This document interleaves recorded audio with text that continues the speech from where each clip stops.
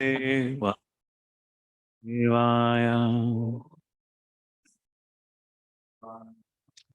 Om Namo Bhagavate Vasudevaya. Om Namo Bhagavate Vasudevaya.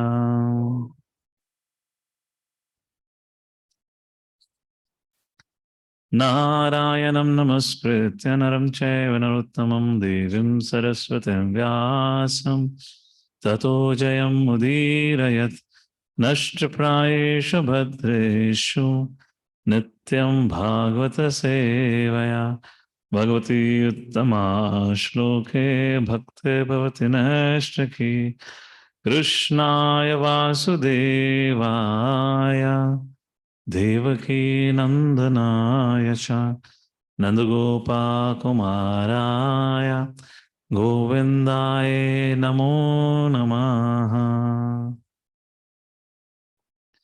Om Ajnanatimirandasya Jnananjana Shalakaya Chakshuran Militam Yena Tasmai Shri Gurave Namaha Shri Chaitanya Manobhishtam Sthapitam Yena Bhutale Swayam Rupa Kadamayam Dadati Swapadantikam Vandeham Shri Guru Shri Jatapadakamalam Shri Guru Vaishnavamsha Shri Rupam Sagrajatam Sahagana Raghunathanvitam Tam Sajivam Sadvaitam Savadhutam Parijana Sahitam Shri Krishna Chaitanya Devam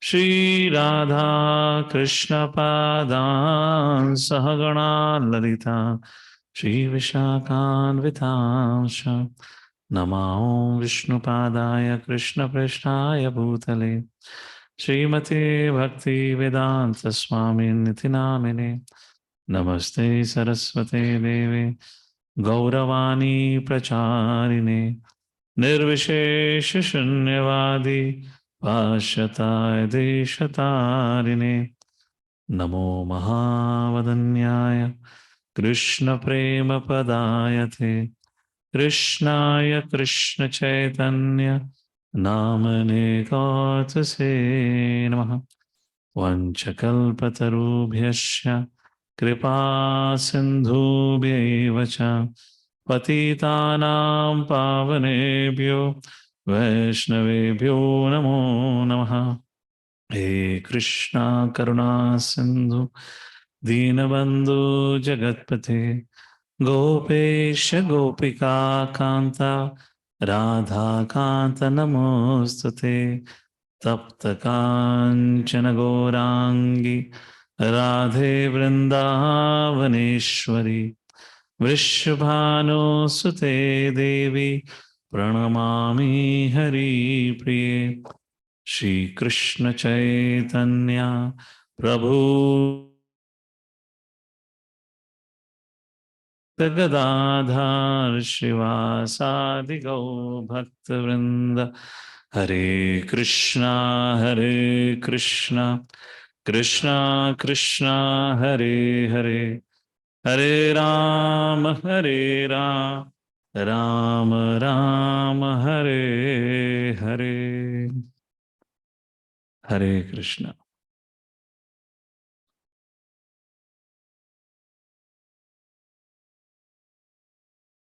So we welcome everyone for the last day of this month's Bhakti Vaibhav classes for all of you. We have been reading from 3rd canto and we're on the 7th chapter. And we have 8th chapter to complete also today. So 7th chapter we covered, if I'm correct, up to 15th verses yesterday, or 14 verses in fact. So what's happening in the 7th chapter?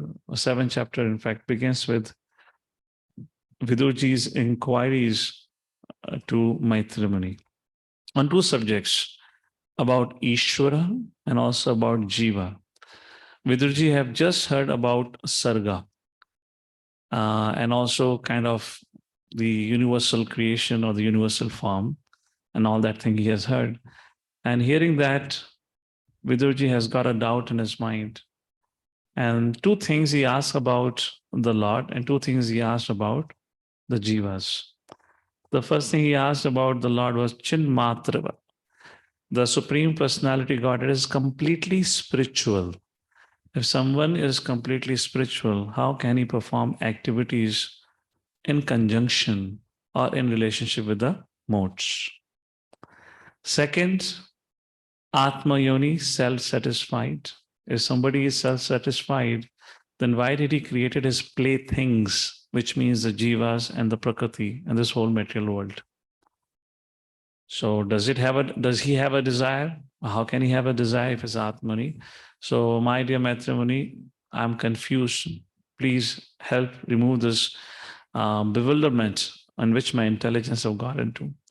And the two questions asked about Jiva. Jiva is also entirely spiritual, Satchidananda. Then something what is entirely spiritual, how does it become victim to ignorance? Ignorance of Prakriti. How it gets covered over by ignorance? And the second question is, when living entity, Mamevamsu Jiva Loka, Jiva Bhuta Sanatana, which is always a part and parcel of the Supreme Personality of Godhead. In the previous chapter, Varnashram was described. Brahmanas, Kshatriya, Vaishya, Shudras, and Devatas, and all that have appeared was described. So, if living entity is part and parcel of the Supreme Personality of God, and Supreme Personality of God means all our species, then how can the living entities who belong to the Supreme Personality of Godhead undergo the experiences of lamentation, hatred, fear, anger, etc., to put it in one line, why do bad things happen to not good people, to all people? In material world, actually the titles of our session have to change now. So far, our title of the session had been why do bad things happen to good people? But no, that's not Bhagavatam's. Padam Padam, yatu Padam Natesham. It is never said Padam Padam, only good people. So actual title according to Bhagavad philosophy is why do bad things happen to all people? So like that's a question asked in this. So like this, a question has been asked in this chapter. So all of you, after undergoing the whole creation, I was just thinking, in creation, the living entities are sleeping, but the jivas sitting here are awake, wide awake. And the only reason why these jivas are awake, probably these are devotees jiva. They were relishing here about the creation pastime. So jokes apart, so my question here is, the question as of Vidurji to Maitrimuni. What was the answer? If anyone would like to briefly and quickly share that. There were some very beautiful analogies discussed yesterday. I remember one devotee was telling me, Prabhuji, आपकी classes का सब अच्छा रहता है. सबसे खतरनाक part रहता है, आप हमेशा क्लास की शुरुआत में क्वेश्चन पूछते हो. क्वेश्चन पूछना बंद कर दो. हम खुशी खुशी क्लास अटेंड करेंगे आपकी. Sorry for troubling you all, but generally I have a nature of, kind of doing a recap. And why I do so is just because how many of you have an experience if you're reading, let's say, Bhagavad Gita, for an instance, you're reading a verse. By the time you finish a purport, you forget what the verse was all about. How many of you have that experience? अरे जब श्लोक भूल गए 5 minute पहले का, कल का क्या याद रखोगे? Yes or no? Therefore, we are having this little bit of recap exercise. So maybe we can start with our Durdashi audience. If they would like to start with the answers first, or else we can have devotees sitting here, they can start. Regarding Ishvara, if he is completely spiritual, then how does he perform activities with modes of material nature? Yes, Prabhu, you have your hand up? Okay, you want to go ahead, Jiva? So say what question of Jiva and then answer. Two things, right? One is how he became trapped into ignorance, and second, why is he suffering? Yeah, so we heard yesterday that because Jiva is also the potency of the Lord, and there are various potency. Prabhupada explains in the purport that one potency can overpower other potency, but it cannot overpower the Lord. So the avidya potency overpowers the Jiva, because of it the Jiva can fall into the trap of the Maya. And that's the answer given about how the Jiva who is spiritual comes into Maya. And Potent and potency, correct. So potency can cover another potency, but potency can never cover the potent. Okay, okay. And about the suffering of the jiva. So we discussed many examples, like the example of the head being cut and hanging, the person seeing his own head being cut, and also the analogy of the moon's reflection in the water. The reflection appears to be trembling, but that does not mean the moon trembling. And there were almost So four to what five is the versions of. what is the reflection represents? That's a tricky part of the So there analogy. were 4 to 5 versions of that analogy. It was just an extension. Extension of that The analogy. parameters did not change. The Correct. parameters are same. So now this is the difficult part of analogy. What did reflection represented? What was the trembling reflected? Who gets it? Because as I said, this analogy can be very easily tweaked into a Mayavad conception, where the analogy that Prabhupada gives is moon is the Lord. Whereas if we a little bit misunderstand and not thoroughly gets a comprehension of it, then we'll end up making ourselves the moon. You know? So what was that reflection and what was the trembling because of? So we understood that the moon is compared to the Lord. And so somebody may can misunderstand and say that, oh, this means I'm also the moon because I'm being reflected. But actually, the moon is not reflecting the rays of the moon, which is perceived on the water. Correct. That is being reflected. And what are the sun? What are the moon rays referred to? Rays refer to the living entities. Yeah, moon rays. The water represents to the Maya. Water represents to the. They have the rays have got in contact with the water.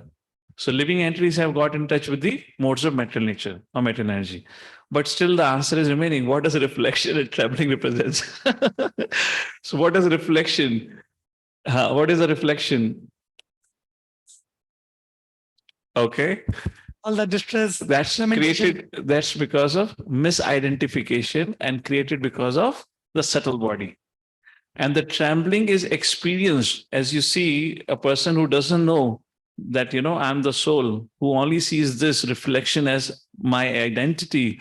In that case, when he sees the trembling, for example, let's say if you're looking yourself in the river, reflection, and your reflection is trembling. So for such a person who doesn't know that I'm not that reflection, what he will think? The person there is trembling. What is undergoing the trembling is the subtle body. All that experience, so we had discussed that about it yesterday. So, okay, this is the thing about Jiva. How he does not actually, the why he how he becomes trapped with the ignorance because he misidentification. And second is about this thing. What is that? Second point, the moon. The why it undergoes suffering, that is being addressed. Now let's come to Ishvara. Who would like to answer about Ishvara? He is completely spiritual. So how come he performs activities with the modes of material nature? Does he also gets covered over by modes of material nature first? And second question is about why does he create? Why does he create all these playthings? He is Atmayun, he's self-satisfied. All right. So regarding the first thing, regarding the Lord, somehow I'm having a quick memory loss here. So the very first point about the Ishvara is the Ishvara is spiritual. So how does he performs his activities? And the example was given of a magician. Magician using his magic trick may transform himself into a cow or a bull. Similarly, Lord using his energy, Maya Shakti, takes a form of universal form. Getting it point? And then along with that, we had also discussed about Sukdev Goswami's example. Because Sukdev Goswami is attracted to hearing Bhagavatam. Sukdev Goswami narrated Raslila. Therefore, in second canto, first chapter, verse number 9, where Sukdev Goswami gives an example, which means if Sukdev Goswami, a liberated person attracted to hearing about Krishna, then Krishna cannot be material. And then there was an example that how Vishnu Purana says that all the 6 opulences of the Lord, they're entirely spiritual. Like that, different examples were given. Second aspect about the Supreme Personality of Godhead is about this playthings. Does he has a desire? Why does he create all these things here? So we saw there was a beautiful analogy given where it was mentioned how the answer actually was given for both the questions. The answer was given in the one shloka only, actually. where Maitreya Muni says it is illogical to believe like that, because Lord is always spiritual, and the things about the creation of this material world is to give a place to this living entities who want to separately enjoy from the Supreme Personality Godhead. So Maitreya Muni gave the answer to both the question in a single verse, that is the 9th verse, like that. And then for the living entities, he spoke about in the 10th and the 11th verse. So he said, yes, misidentification is the main cause, but yet what is a solution? If my Vidura has to ask Maitreya Muni, how can these living entities get freed from their suffering and misconception? And then Maitreya Muni says in verse number 12 and verse number 13, Bhakti vanquishes misconceptions and service destroys misery. And then finally, the 14th verse, hearing and chanting, that was about sadhana bhakti and bhava bhakti. Text number 14, where we concluded, and we'll start from there now. 3, 7, 14 is what we had last read yesterday. We'll just recite the shloka, read the meaning, and move forward. Ashesha sanklesha shamam vidhatte Gunanuvada shravanam murare Kim va punastacharanaravindam Paragasevaratratmalabdha. Visible things, all distress goes away. Gunanuvada shravanam murare, when somebody engages into hearing about the qualities of the Lord. However, paragaseva ratir atmalabdha, one who develops attachment to the service of the Lord, kimva punas, and takes shelter of the lotus feet of the Lord, then what to speak? For those who just hear about the glories of the Lord, get freed from all the miseries, and what to speak of those who had actually developed attachment to the lotus feet of the Lord in context of serving the Lord. And now from verse number 15, here Maitreya Muni concludes speaking, giving the answers to the question raised by Vidurji. And now Vidurji speaks, where he shares his realizations on the answers that he heard from Maitreya Muni to an apparently difficult questions asked by Vidurji. For that, Maitreya Muni was astonished for a while, as we read yesterday. Now, text number 15 onwards. Vidurvacha Sanchinna Samshayo Mayam Tava Sukta. Oh, wait a second. Is it shared? Okay. Tava Shukta Sina Vibhuhu Ubhyatrapi Bhagavan Mano Me Sampradhavati. So here, our Vidurji says, by your explanations, Sanchinna is to cut off samshayo, my doubts, mahiyam, mahiyam is my doubts, has been cut off. Tava sukta sina vibhu. By your convincing words, Vibhu, O my Lord, Ubhyatrapi Bhagavan, both about the God, about the Ishwar, and about the living entity. Bhagavan, referring to Maitreya Muni, Manome Sampradhavati, and it has totally pacified my mind. My mind has become peaceful hearing to your answers. Please read out Vidurji's Prabhupada's translation here. O powerful, Vidura said, O powerful sage, my lord, all my doubt about the Supreme Personality of Godhead and the living entity have now been removed by your convincing words. My mind is now perfectly entering into them. Prabhupada writes the last line of the purport. By clearly understanding from authorities like the sages, like the sage Maitreya, one can become situated in real knowledge, and the disturbed mind can thus be fixed on the progressive path. So it's just a natural tendency. Let's say you give a class, and at the end of it, you ask some devotees or somebody, how did was I making sense? Did I make sense or not? Like that, Maitreya Muni kind of expressed, Vishnu Chakravarti Thakur says, where he expressed to Vidurji, so what do you think about my explanations? And Vidurji answers in the 16th verse, and he says, Sadhuetad viharatam vidvan. Vidvan, O learned one, what an answers you gave. Profound. Natma mayayanam harihe. Abhati aparatham nirmoolam. Vishwamulam na yadbahi. Your answers are so profound. What a perfect answers you have given. And please read out Vishnu Chakatakus. And he says, what did you think of my explanation, Vidurji? And this is how Vidurji answers. Read out the translation by Vishnu Chakatakur. O Lord Maitreya, you have accurately explained how the external energy, whose actions which are without purpose and without cause, is under the shelter of Supreme Lord, and you have explained how the Jiva's bondage, which is without purpose and without cause, is under the shelter of the Lord's Maya. Except for that Maya, there is no cause for the universe. So, what do you think of my explanation? Vishnu Chakatakur explains. This verse answers. What he says, oh Brahmana, you explained it accurately, Sadhu. What? What did I explain? You explained that external energy, Atmaya, is under the shelter of the Supreme Lord. Though the Lord is without gunas, he possesses his gunas through possessing Maya. By these gunas, the doership from material creation manifests, Abhati.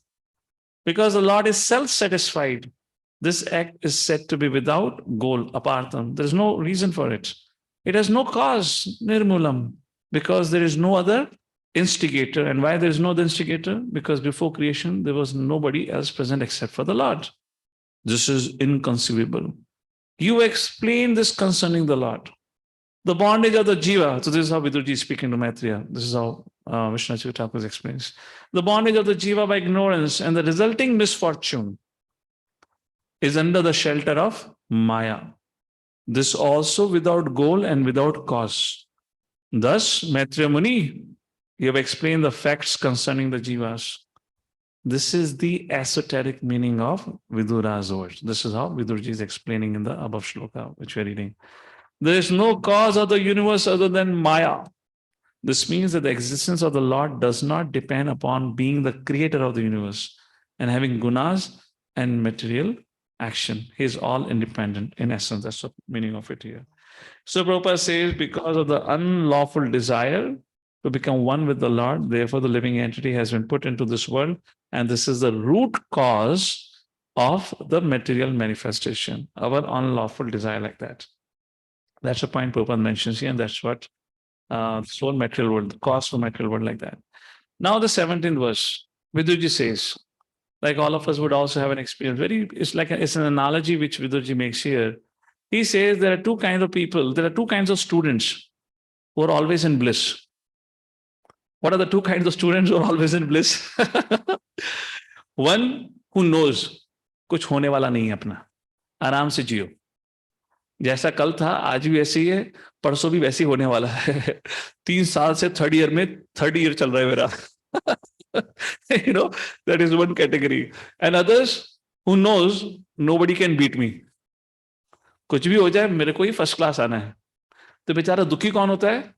जो बीच में अटका हुआ है. And that is how the 7th shloka says. Who suffers? Yascha mudhatamo loke Yascha buddhihe param gataha Tao ubhau sukham idhete Klishyati antarito janaha. So those who are not devotees, they are happy out of ignorance. As I say, ignorance is bliss. And those who are in transcendence, they are happy. Who are suffering? यहाँ बैठा हुआ audience. जो बीच में अनर्था निवृत्ति के संग जिसका सुंदर चला हुआ है. They are the only one who are suffering. That's something kind of the idea here. Please read the translation. Both the lowest of fools and he who is transcendental to all the intelligence enjoy happiness, whereas persons between them suffer the material pain. So who are the persons between them? अपनी तो बात हो रही है यहाँ पे. हम लोग तो बेचारे संघर्ष कर रहे हैं यहाँ पे. So until now I have been drowning in the sorrow of doubt because of ignorance, Vidurji says. This is what is expressed in this verse. So the purpose of speaking this verse is saying, Vidurji is saying this was my situation. I was suffering. because I'm not completely fool. I know about Krishna, neither am I situated in transcendence. So until now, I have been drowning in the sorrow of doubt because of ignorance. However, your answers have driven away that ignorance. Like that, he's explaining this verse. Please read out. One person who is the most foolish, like an animal, Mudhatama, whose intelligence is engaged in enjoying material objects and ignoring the suffering, and another person who has achieved a supreme Lord who is beyond Param matter, Buddhe. These two persons increase happiness by deriving bliss from either material objects or the Lord without suffering. He who desires to reject the material world by examining the suffering cannot accomplish this without attaining bhakti. He who is between these two suffers in the ocean of doubt by not having either type of bliss. Hare Krishna. And Prabhupada, in his style, says about the hog. Who is happy? Somebody who has a life like hog is happy. A hog's life is degraded in the standard of happiness, which entails living in a filthy place, engaging in sex, etc., laboring hard and struggle. But this is unknown to the hog. Similarly, human beings who are unaware of the miseries of the material existence are happy in sex life and hard labor are the lowest of fools. And then the other class, those who are liberated, are situated in the transcendental position. But this is where we come into picture. But persons who are neither like hogs and dogs, वो अपना हो गया settled, and now on the level of Paramahamsa, वो भी settled है. Feel the material pangs, and for them, inquiry about the supreme truth is that's the study. That's the point we mentioned here. But the whole mood was of Vidurji is because of ignorance, I was suffering. But your answers have removed that suffering. That's the point. Text number 18. This is an important verse. We'll be quoting this verse again in the 8th chapter, where he says, Seva is the real meva, the real mercy. Once you engage in service, then the mercy comes. So here he makes a prayer to Maitreya Muni for an opportunity to serve him. Artha bhavam vinishchitya pratitasyapi natmanaha tam chapi yusmacharana sevyaham paranude. Translation. But my dear sir, I am obliged to you because now I can understand that this material manifestation is without substance. Although it appears real, I am confident that by serving your feet, it will be possible for me to give up the false idea. So I have understood from your mouth, in theory, I have not got factual realizations, but I am sure I will get factual realizations by serving your lotus feet. That is the point. So realization comes by service. That is how Viduji explains. Beautiful purport by Srila Prabhupada. Please read out. The sufferings of the conditioned soul are superficial and have no intrinsic value, like the cutting of one's head in a dream. Yet, although this statement is theoretically very true, it is very difficult for the common man or the neophyte on the transcendental path to realize practically. However, by serving the feet of great transcendentalists like Maitreya Muni and by constantly associating with them, one is enabled to give up the false idea that the soul suffers from material pangs. Now, so by explaining that through service we get realization, now in verse number 19, Viduji says, what is impossible to attain by serving devotees? In other words, by serving devotees, one can fulfill all his desires. And the two results, which at least this particular verse talks about, first, you get freedom from all kind of sufferings, material tribulations, and second, you attain the lotus feet of the Lord. In one sense, you attain the ecstasy of bhakti. Text number 19. Yasevaya bhagavataha kutastasya madhudvishaha. So Madhu Dvishaha, Madhu, the demon Madhu, Dvishaha, the enemy of the Madhu, which means you destroy our suffering. Like that has been mentioned. Ratiraso bhavetevra padayo vaisanardanaha. Your feet, vaisanardana, destroys the miseries. Please read out the translation. So this is how Vishnu Chakrachaku says. What is impossible by serving the devotee? Prabhupada's translation. By serving the feet of the spiritual master, one is enabled to develop transcendental ecstasy in the service of the personality of Godhead, who is the unchangeable enemy of the Madhu demon and whose service vanquishes one's material distresses. So the association of bona fide spiritual master like the sage Maitreya can be of absolute help in achieving attachment to the direct service of the Lord. That is the point. And second, why Lord is mentioned in Madhu Dusha, the Lord is the enemy of the Madhu demon. Prabhupada writes, in other words, he is the enemy of the sufferings of his pure devotees. So he destroys the suffering also like that. And this is what has been explained. We can read out this much part of Vishnu Chakravarti's Prabhupada. Go ahead. Who is fixed as Bhagavan over all time, Kutastasya, who destroys material life of the devotee, just as he destroyed the Madhu demon, Madhudisha. Bhava Bhakti is called Tivraha or sharp, because by its sweetness it suppresses all the material or spiritual sweetness. It impels one to become unaware of all else. So if you just quickly we look into it, what's happening right now. 15th verse, Vidura says, my doubts are cleared. 16th verse, he says, your explanations were perfect. 17th, he talks about who suffers. People like me who suffers, who do not have yet attachment to the lotus feet of the Lord. 18th, I have understood this theoretically, but if I get an opportunity to serve you, then I will have the realizations. And 19th, what are the advantages of serving the devotees? We get attachment to the lotus feet of the Lord, and our distresses go away. Now here comes a little twist in the story in text number 20. So if you see in the flow of discussion, where Viduraji is pointing, Seva. Seva is the real wealth. But however, in 20th verse, now Viduraji says, that's the challenge.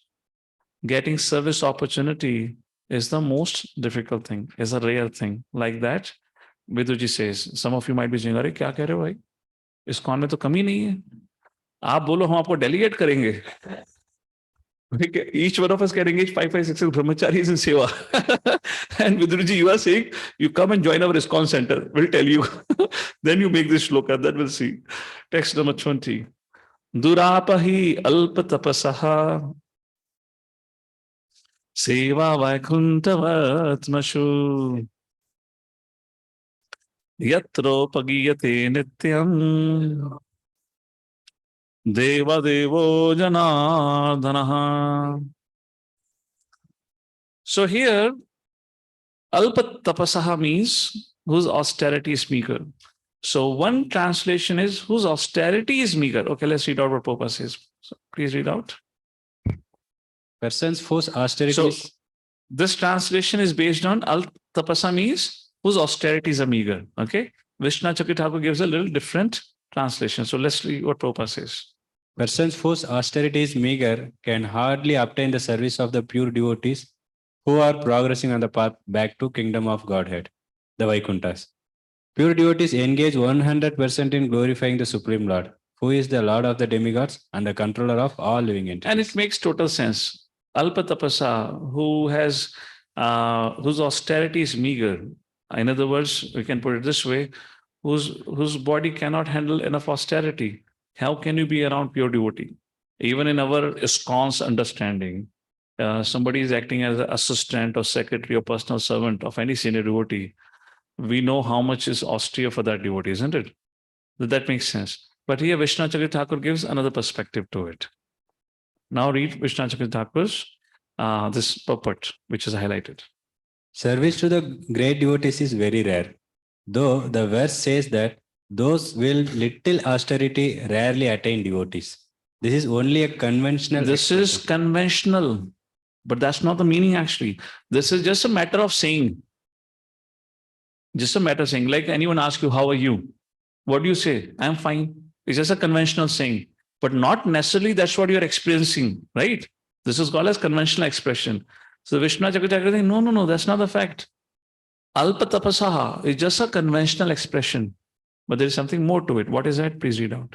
Service to devotees is attained only by mercy of devotees. And that is the point. Service to devotees is attained only by the mercy of the devotees. And that is the real truth here. Therefore, this Alpa Tapasa saying that this person, because he has not performed enough austerity or he cannot perform austerity, therefore he is not able to get the service. No. Point is the service comes by the mercy of the devotee, not the qualification of an individual. Right now, it looks like it's the qualification of an individual to get it. Please go ahead. He says it is not attained as a result of austerity. Please read ahead. Those on the path to Vaikuntha means those who are constantly engaged in sadhana bhakti or sadhya prema bhakti. And Prabhupada says, please read out. Even if one has no assets of favorable austerity, if he nevertheless takes the shelter of the Mahatmas who are engaged in chanting and hearing the glories of the Lord, he is sure to make progress on the path back home, back to Godhead. Yeah, like that. And now text number 21 and 22, Viduji speaks about, after creating the Mahatattva as it was discussed before, wherein all this discussion came in between. Now Viduji goes back to the previous discussion and where he says, Srashtvagre Mahat Adini. Srashtva, Srashti ka nirman, agare, in the beginning, Mahad Adini, the complete energy, total energy, Savikarani Anukrama, Tebhyo Viraja Mudratya, Tam Anupravishad Vibhu. Vishnu Chakravarti's translation. Go ahead. Having first created Mahat Tattva and other elements successively and constructing the universal form from them, the Lord then entered that form. Please read out next. Out of joy of achieving satisfaction, Vidura repeats what Maitreya said in order to ask details of the pastimes just heard. So, because the subject matter was a little bit went about Ishwar and Jiva, the discussion on Srashti was halted. So now Viduji wants to go back and begin asking the question of that. So he is repeating what was one of the last things about Srashti being spoken. That's how it's been expressed here. Is out of his joy, he's repeating that like that. Fully satisfied by the answers, Vidura wanted to understand the remaining portions of the creative function of the Lord. And he took the clue from the previous topics. Text number 22. Yamahuradhyam Purusham Sahasrangri Urubahukam Yatra Vishwa Ime Loka Savikasham Taasate. Translation. The Purusa incarnation lying on the causal ocean is called the original Purusa in the material creations and in his Virat form, in whom all the planets and their inhabitants live. He has many thousands of legs and hands. So this is a description of Karanai Takshay. Vishnu Chakravarti writes like this. The planets exist in him since all the universe resides in his heroes. So now from verse number 23 to verse number 38. Now our Vidurji would begin to ask questions. And these are the almost similar questions as were asked by Parishad Maharaj in the 7th chapter of 2nd canto. So this question goes on. So what we'll do, I'll read out the Sanskrit. One of you read out the translation. We just go through with it. Nothing much has been explained here. Little bit things are mentioned, but otherwise we get into this subject matter in terms of the answer, it will take a lot of time. Prabhupada purpose is also not much long because these are questions, not answers. In the previous questions, the answers were given because Maitri Muni gave the answers thereafter. But here the answers of these questions are the rest of your Bhagavatam, at least up to the end of the 5th canto. Up to the universe like that. So therefore, it will be like this. So we'll 23 to 38th verse, we'll just read out. Shloka will recite together, or just the way we are reciting, and then read out translation. Yasmin dasha vidha prana sendriyatendrayastrivat Tvairito yato varna tad vibhute vadaswana. O great Brahmana, you have told me that the gigantic Virat form and his senses, sense objects, and 10 kinds of life here exists within 3 kinds of life figure. Now, if you will, kindly explain to me the different powers of the specific divisions. Vadaswanaha. Kindly explain to me about this. Text number 24. Yatra putrescha putrescha naptra bhisa gotraje praja vichitra kritaya asanayabhir idham tatam. Oh my Lord, I think that the prowess manifests in the forms of Process. Here prowess it is. Oh, yeah. No, so this should be process actually. Let's read Vishnu Chakra. So what had happened if you read in some of these verses now, there's little mistake. We'll read out Vishnu Chakra's translation. Read out. Amongst those vibhutis were the offspring, taking forms along with their sons, grandsons on the daughter side and families, by which the whole universe became populated. Yatra means among the vibhutis, Naptrabhi means with daughters. Okay, text number 25. Prajapati nam sapate shakalpe kan prajapatin sargam chaivanu sargam sha manun manvantaradipan. Translation of Vishnu Chakra. Please describe all that Brahma created. Prajapatis, the various types of creation and subcreations, and the Manus, who are lords of the Manvantara period. We'll find the answer to this in this canto, only 26th verse. Upari yadascha ye loka bhume mitratmaja sate. This is cosmology, 5th canto. Tesham samstha pramanam cha bhurlokasya cha varnaya. O Maitreya, please describe the planets above and below the earth, their appearance, dimensions, and also describe the earth. Text number 27, now about human beings, or living beings actually, not human beings. Tiryan manusha devana saras tatrinam vadana sarga samvyuham garvasveda dhijo vidam. All different kind of living entities spread in the whole universe. Go ahead. Please describe the devatas, humans, animals, reptiles, birds, and creatures born from wombs, perspiration, eggs, and seeds, and the distribution of these creatures. We can read out this also. Some vyuham means distribution. Garbhaja means born from wombs such as humans. Those born from perspiration are worms and stinging insects. I believe the, what do you call, bed bugs, right? They are born of perspiration, isn't fungus. it? Fungus also. Interesting. Those born from eggs, Dvija, are birds. Those that germinate, Vidam, are trees and shrubs. And once the bed bugs enters, the humans have to exit. You cannot just get rid of them. And they populate so super fast. It's an interesting creation actually. Text number 28.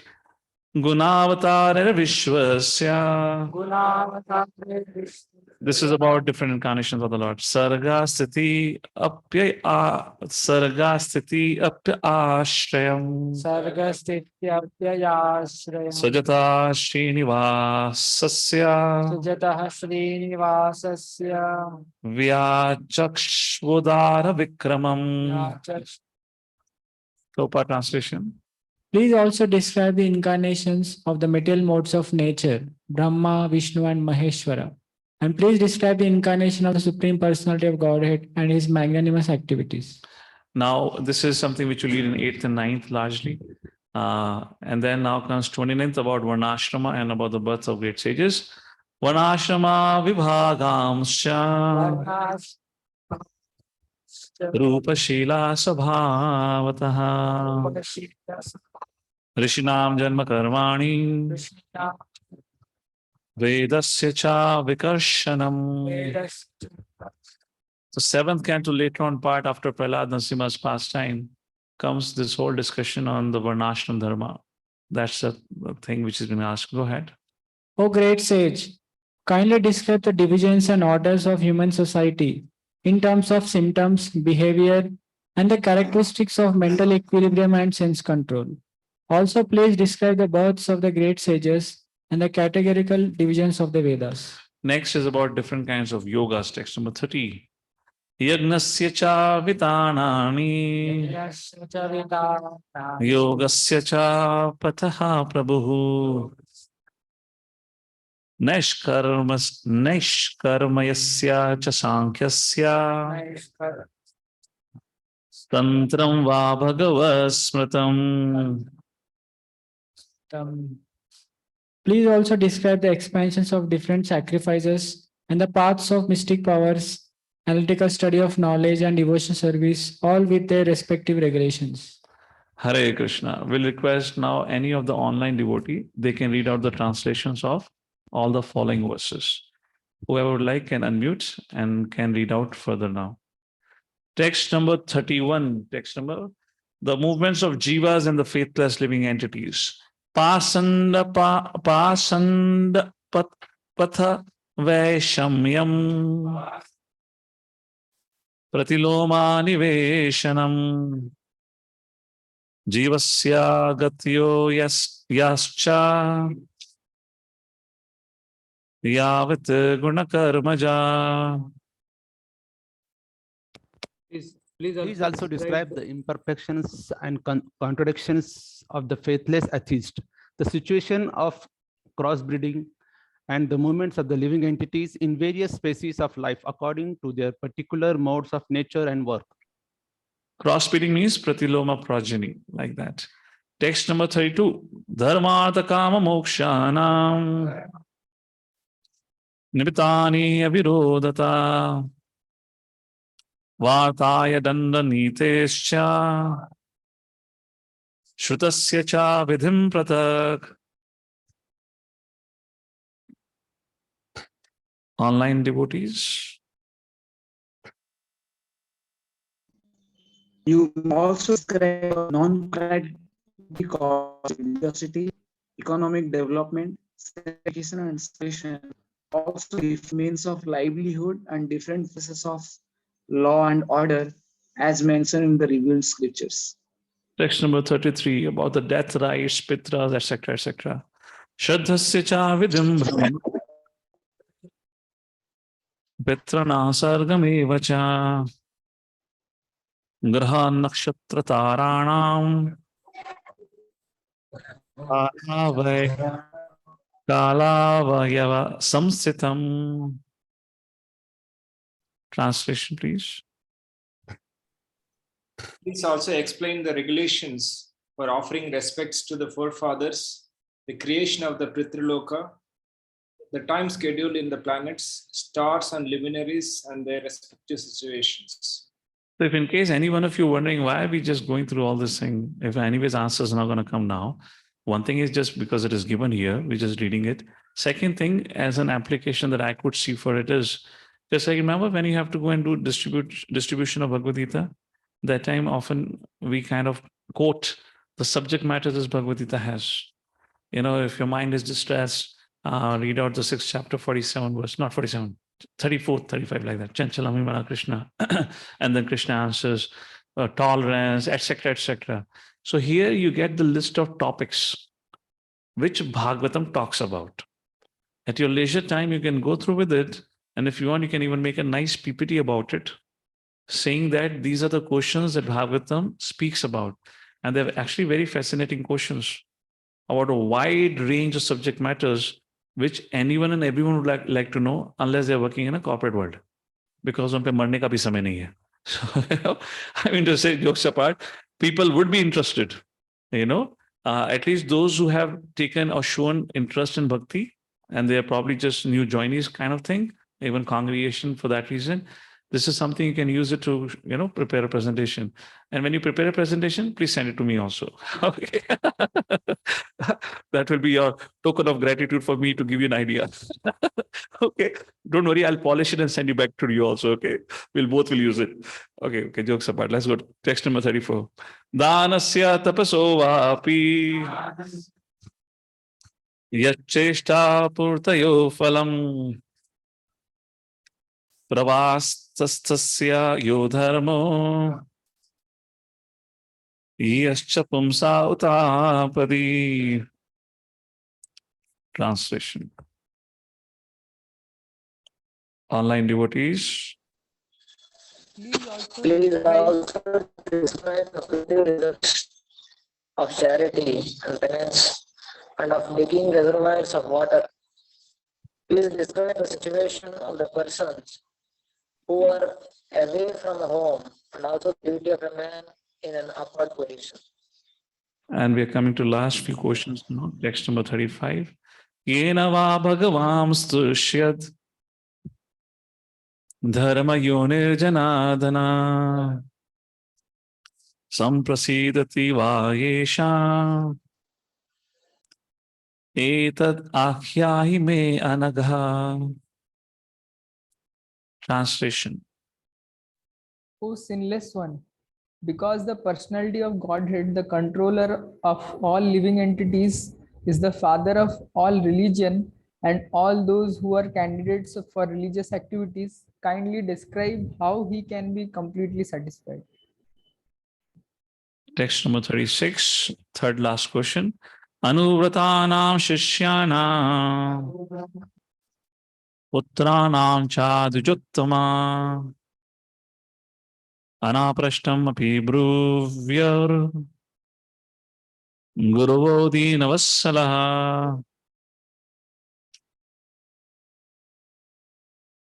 O best among the Brahmanas, those who are spiritual masters are very kind to the needy. They are always kind to their followers, disciples and sons. And without being asked by them, the spiritual master describes all that knowledge. That is knowledge. So Srila Prabhupada describes what he means by this. He means Vidura is appealing to Matrimony to speak on subjects about which he might have not even asked. And the same thing you see Shaunakadi Rishi telling to Sutta Goswami, and you see the same thing Parishit Maharaj telling to Sukdev Goswami in the 7th chapter, like that. Please describe, continue on the narration. Even if I have not asked any question, please describe everything about the Lord. Like that is what described in this verse. Text number 37. The favorite topics for Tamogunis. Dissolution, destruction. Tatvana bhagavam stesham kathitha pratishankramaha tatremam ka upashiran kayusvid anusherate. Vishnu Chakitaku's translation. How many types of destruction are there for the various elements? Who remains serving the Lord during destruction and who goes to sleep? Please read out the puppeteer by Vishnu Chakitaku. Having asked about sadhana bhakti, since sadhya bhakti is eternal, to dispose of any erroneous conceptions about this fact, Vidura now asks about destructions of the material world. Kya padha? Continue. Refers to destructions. At the time of these destructions, who serve the Supreme Lord while he is sleeping, just as one serves the king by waving a chamara. हमारा DT department का item है यार. Continue. Who sleeps. This is the meaning of Sridhar Swami gives to this verse. This implies that the bhakti of the associates of the Lord and the Lord's planet are eternal. It is said in the Kashi Khanda, the Sanskrit words. I'll just escape these things. My devotees are not destroyed at the time of the final destructions of this universe. Srila Prabhupada says, associates of the Lord are far more numerous than the living entities who have forgotten the Lord due to material associations. What kind of question is this? Who serves the Lord? As if we are the only people serving the Lord. No, we are just hardly 1/4 of the whole creation. The impersonal explanation of the word aham in the 4 verses of the original Bhagavatam, aham evasam evagre, is refuted here. The Lord and his eternal associates remain even after the dissolution. Why? Because the spiritual world is existing always. Vidura's inquiry about such persons is a clear indication of the existence of all the paraphernalia of the Lord. This is also confirmed in the Kashi Khanda. How many of you remember seeing let's say local photo shops जहाँ पे details का paraphernalia मिलता है? आपने अगर भगवान का कभी फोटो देखा हो, he is always shown standing alone. Yes or no?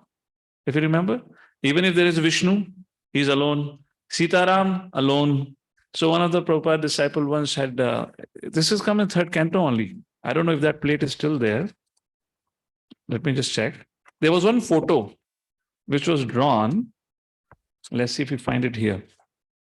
You know that pastime, which will come later on the 3rd canto about Jai and Vijay, that pastime, where Lord Vishnu comes. So in that photo, it was shown as if Lord Vishnu is all alone in the spiritual world.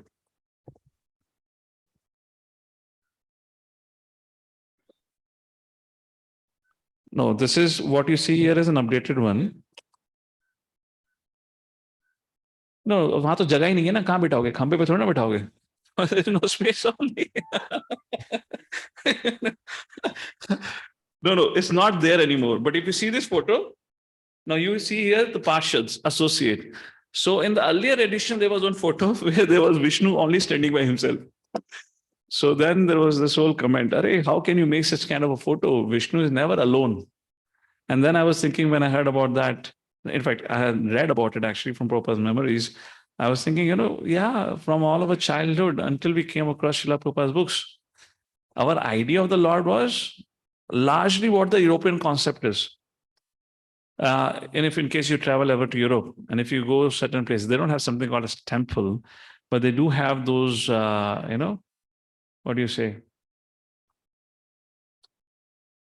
Idols, artifacts at certain places. Let's say old palaces. You'll have, like, there is a place called Las Vegas in America. There we have this Caesar's Palace. It's almost 1 mile long. It's humongous. It's huge. When you enter it, you can spend your whole lifetime. It's so huge like that, and it is on almost 2 to 3 stories beneath the basement. And there is a whole world which is living there. You can find anything and everything on this creation that you want. It's so long. You go from one end of the, not Las Vegas. Las Vegas, right? Las Vegas one end to another end. So I remember when I was there, we were right from one of the entries of the Caesar Palace, there is a huge murti of Ganeshji. So they have, because it's a kind of multicultural center where people from all over the world come. There, when you go to certain places, so at every turn inside that palace, it's all shopping area, they'll find a big model or big idol. So whenever, anywhere I have traveled, whenever I saw their representation of God had 2, 3 features. One, he was always alone. Second, he always had a beard. Third, he was always angry.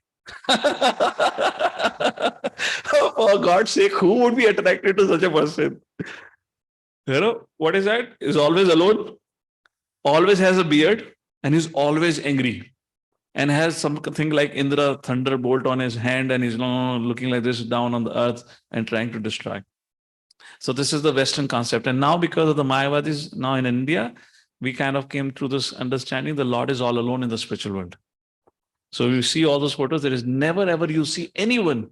Diwali ka agar aapko dhyan ho, agar Lakshmi ki bhi puja hoti, kuch bhi, you never see any associates. As if the Lord is all alone there and we are here. And we are doing something by rendering service to Lakshmi or Vishnu, for example, let's say in Diwali, we are doing a big favor. That's how kind of the idea comes. No, that's not the point. Prabhupada says, no. The associates of the Lord are far more than there. There in the spiritual world than in this material world, like that. And now text number 38, the final question.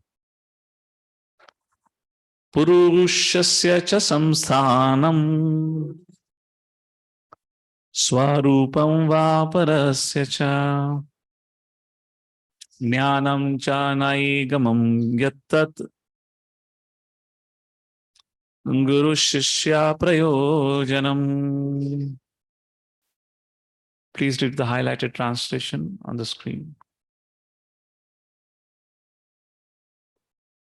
Hare Krishna. Bolo. Kuch to bolo. Please describe knowledge concerning the Lord's form and the Jiva's position and the knowledge of the Upanishads which is necessary for the student to learn from the Guru. And a very important purport by Srila Prabhupada, where Prabhupada says the last line, this is the sum and substance of all the questions in this verse. And what is that?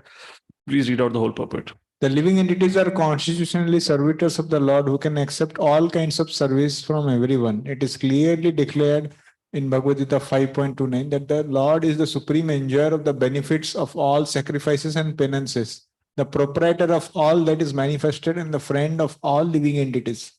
That is his real identity. Therefore, when the living entity accepts this supreme proprietorship of the Lord and acts in that attitude, he resumes his real identity. In order to elevate the living entity to this standard of knowledge, there is necessity of spiritual association. The bona fide spiritual master desires that his disciples know the process of rendering transcendental service to the Lord. And the disciples also know they have to learn about the eternal relationship between God and the living entity from a self-realized soul. To disseminate transcendental knowledge, one must retire from mundane activities on the strength of enlightenment in knowledge in terms of Vedic wisdom. That is the sum and substance of questions in this verse. And now in the last few verses, because the meaning of that from the Guru, I should learn about Bhakti, like that, the point is mentioned is, please describe everything necessary for the student to learn from the Guru. So now Vidurji would express his confidence in matrimony, that I have full confidence in you as a qualified Guru, in the verses 39 to 42, which will conclude this chapter. Nimittani chatasyeha Roktani nagasuribhi Swato jnanam kutha pumsam Bhakti vairagyameva. O sinless Maitreya, tell me about the causes of this knowledge as described by the devotees.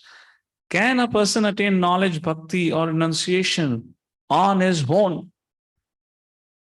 Which means like sitting at home and getting a college degree. By sitting at home, can we do bhakti and become successful by just our endeavors? The cause for knowledge is the association of devotees. The cause for seva is the mercy of the devotees. We saw that before, isn't it? Describe this cause which is told by the offenseless, knowledgeable devotees. This verse indicates that without Guru, knowledge is impossible. Very important. I believe all of you would have come across people, and Prabhupada kind of highlights that in purport.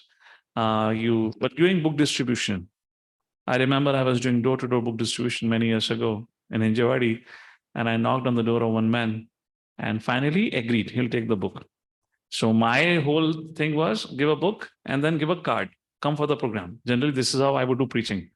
So then I gave him the invitation card. He said, Swami ji, book le liya hai. Bas, swayam padhenge. Bhagwan ko janenge. And he banged the door, he went inside. He did not even allow me to complete my statement about the invitation. He understood this fellow is inviting me to the program. He said, nothing doing. I'm going to read it on my own. Understand God. I don't need anyone. Aapka kaam ho gaya. Okay. So Prabhupada says, this verse indicates that without Guru, knowledge is impossible. I believe all of you would have experienced. Things have very much improved, frankly speaking. Things have very much improved, unlike before. Let's say around 8-10 years ago, things are the way they looked at the sadhus were very different. Now the way people look at sadhus is very different. Of course, we have our credits to give to our devotees in ISKCON only. Isges Gaur Gopal Prabhu, Amog Lila Prabhu is also very famous among the masses like that. But along with that, Sadguru, which has picked up in the last few years, has created certain, and he's a corporate guy. He's a mass puller among the corporates where we have hardly any existence. So it has changed a lot of things among the corporates when I deal. So many people, if they have inclination towards spirituality, so many of them are subscribers of Sadhguru.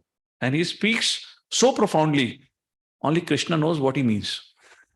If you have ever heard of him, it is just purely his karma in such a way that his speech attracts people.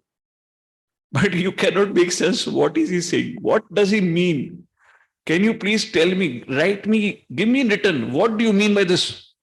You ask a question, he goes on story making here, there. And at the end, the person who asks a question only forget what question he asked. Forget about the audience, what they will remember.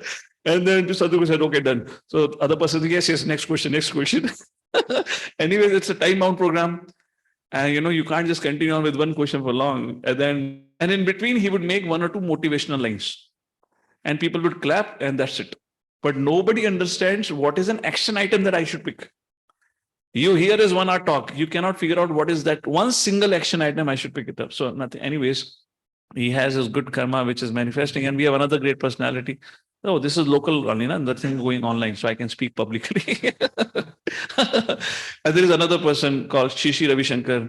He has another karma. He doesn't speak, yet he attracts. Few years ago, there was a program done in London. Gaugopal was telling me this during one of our meetings during the Yatra. So he said he had a program in London in one of those big amphitheaters where tickets were sold, or very expensive tickets. He came there and he said, "Oh, silence." 30 minutes went, 45 minutes went, 1 hour went. He went off. This is Gaugopal's version. That's what he told me. He said he charged us some £100 or something, and people came. He says, "Oh, silence." That was his speech. So why this is, and he's also a corporate guy. All the rich people follows him like that. So things have changed, and particularly if I give you a little bit political angle, Modi's, that makes a lot of difference. Why I say so is just because I was not given permission anywhere in the corporate societies on the name of secularism. They would upfront tell me, no, we are secular. Swami ji, हम आपको allow करेंगे, फिर Islam वाले भी आ जाएंगे, फिर Christians भी आ जाएंगे. But now people don't say like that. Because the leader of our country himself, whatever he does, there is some Pandit ji doing something. Yesterday only I got a message in South Korea, Samsung, right? So they're into shipbuilding also. So Reliance had got one ship from them. So they had called our South Korea, our ISKCON temple. Our devotees were called in for doing that puja. There's this whole photo. Yeah, there's a photo there. What is that called? ISKCON news something, right? There is a whole article. I got a message, but then the whole article is there. Our devotees were there who did the whole puja, chanted Hare Krishna, and the whole heads of the Samsung and the Reliance heads were there. And that happened. Where before you would get to see things like this. And it gradually makes a lot of difference like that. So anyways, I don't know why did I say all this thing. I was making a point. Guru, people are willing. And the cherry on top of it is our COVID. That smashed the false ego so badly. There is a tremendous difference. And 2-3 years before and now, how people look at it like that. Text number 40. What does our Viduji says? Etan me prachata prashna hare karma vivasya bruhi me agnasya mitratva ajaya nashta chakshusha. Translation, Vishnu Thakur. So here Vishnu Thakur is saying, Maitri Muni may ask, why have you asked me so many questions, right? So then Viduji makes this statement. What he says, please read out. Since I am ignorant, having lost my sight because of Maya, I have asked these questions with a desire to know about the pastimes of the Lord. Please reply to these questions since you are a friend. Friend does not mean that he's not a guru. What the friend means, you're a friend of all living entities. You're a compassionate soul. Not that you now Vidurji, after saying friend, is going to put his hand around Maitriya's shoulder. Haan bhai, jawab de. Not that's going here. So Vishnu, he is the friend of the whole universe. That's how the word has been used here. Text number 41. Sarva Vedasya Yagnasya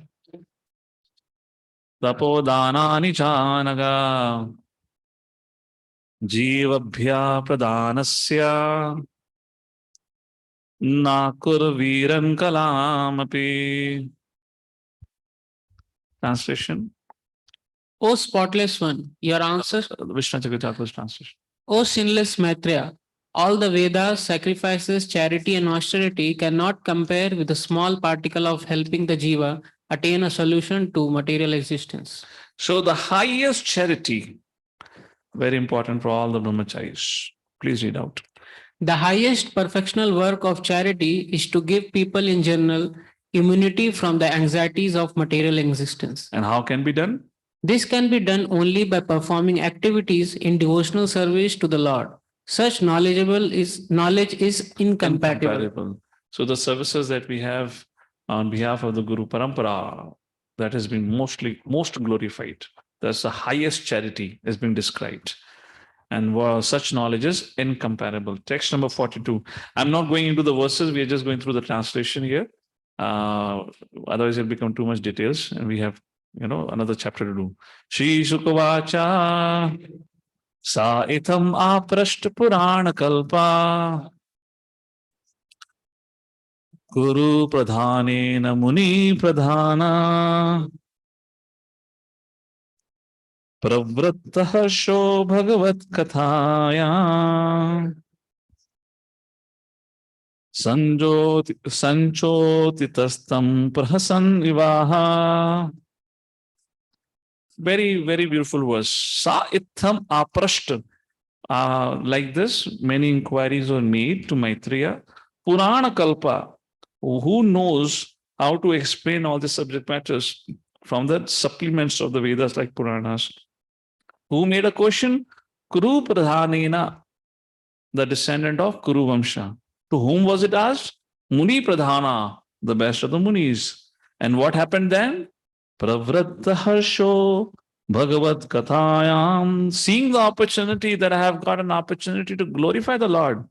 Pravratta Harsho. It was very satisfying and enriching.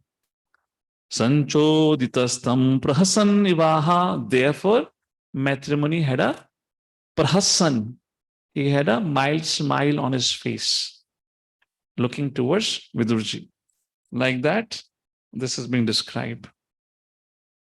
Please read out Chakravarti Thakur's translation. Sukadev said, when the best of the Kurus, Vidura, asked Maitreya in this way, the chief among sages, capable of explaining the Puranas, inspired to speak about the Lord, smiled at Vidura and spoke with great joy. And now Maitreya Muni begins to speak, and that brings us to 8th chapter, which has around 33 verses and a very, very beautiful discussion. So there are 4 sections in this 8th chapter. Verse number 1 to verse number 9, Maitreya Muni will describe the disciplic succession of Srimad Bhagavatam. One disciplic succession we see in the first canto. Now, okay, what's happening is Vidurji have asked questions. Maitreya Muni is going to give the answer. So you see in any conversation, whenever a question is asked, the speaker would give an answer quoting that I heard like this from my Guru. So Maitreya Muni would say that I heard from my Guru, Parasar Muni, who was told by Pulastya Muni to instruct me in the knowledge of Srimad Bhagavatam. So why would Pulastya Muni, who is said to be the father of demons, will instruct Parasar Muni to teach Maitreya Muni this whole knowledge? Now, who is Parasar Muni?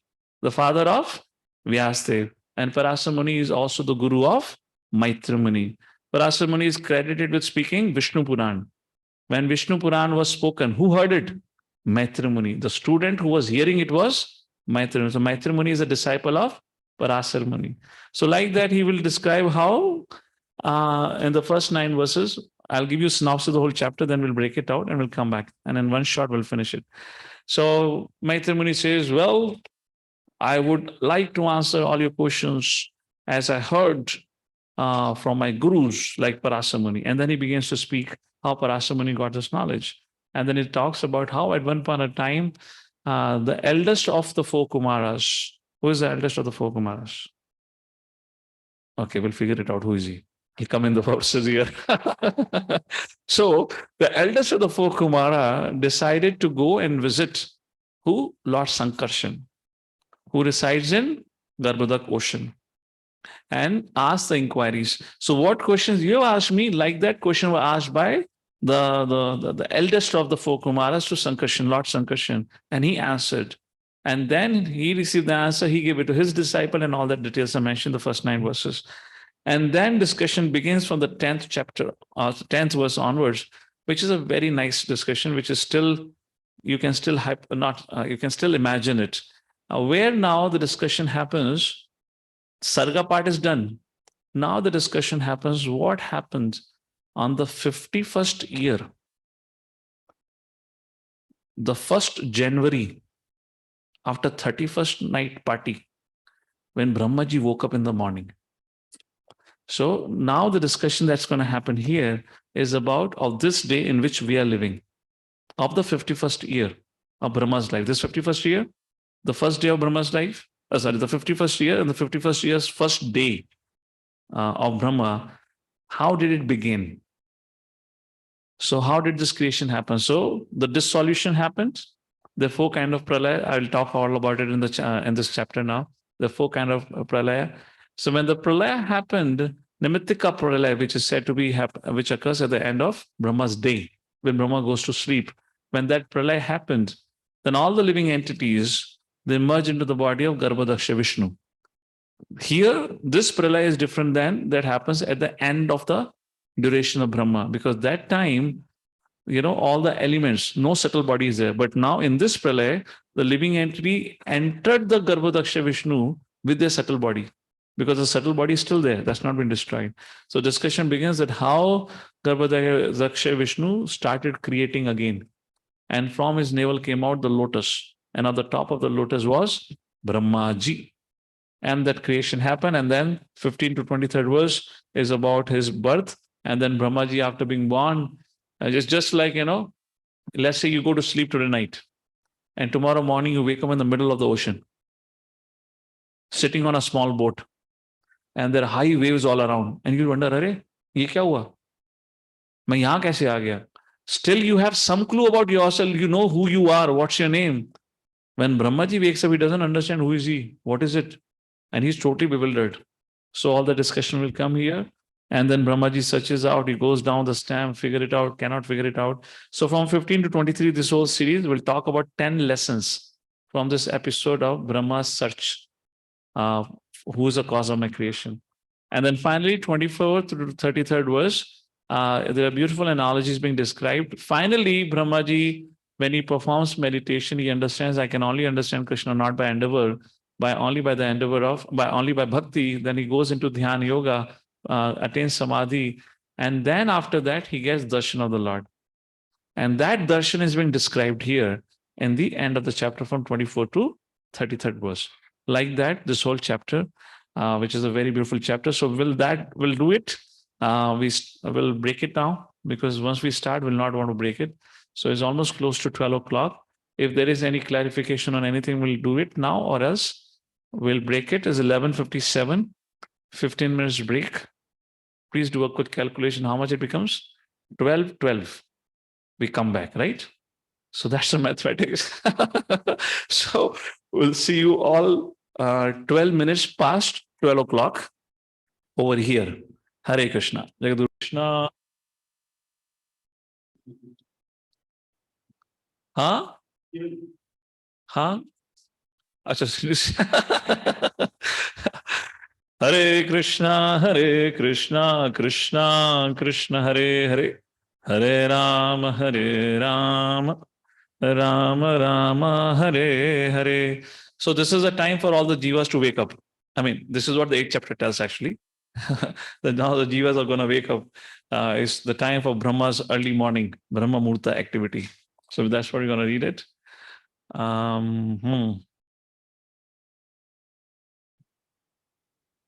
Fine. Let's share the screen. Third canto, 8th chapter, verse number 1. We have 33 verses to cover, and let's have our discussion. Can we close this door? The sound will keep coming from outside.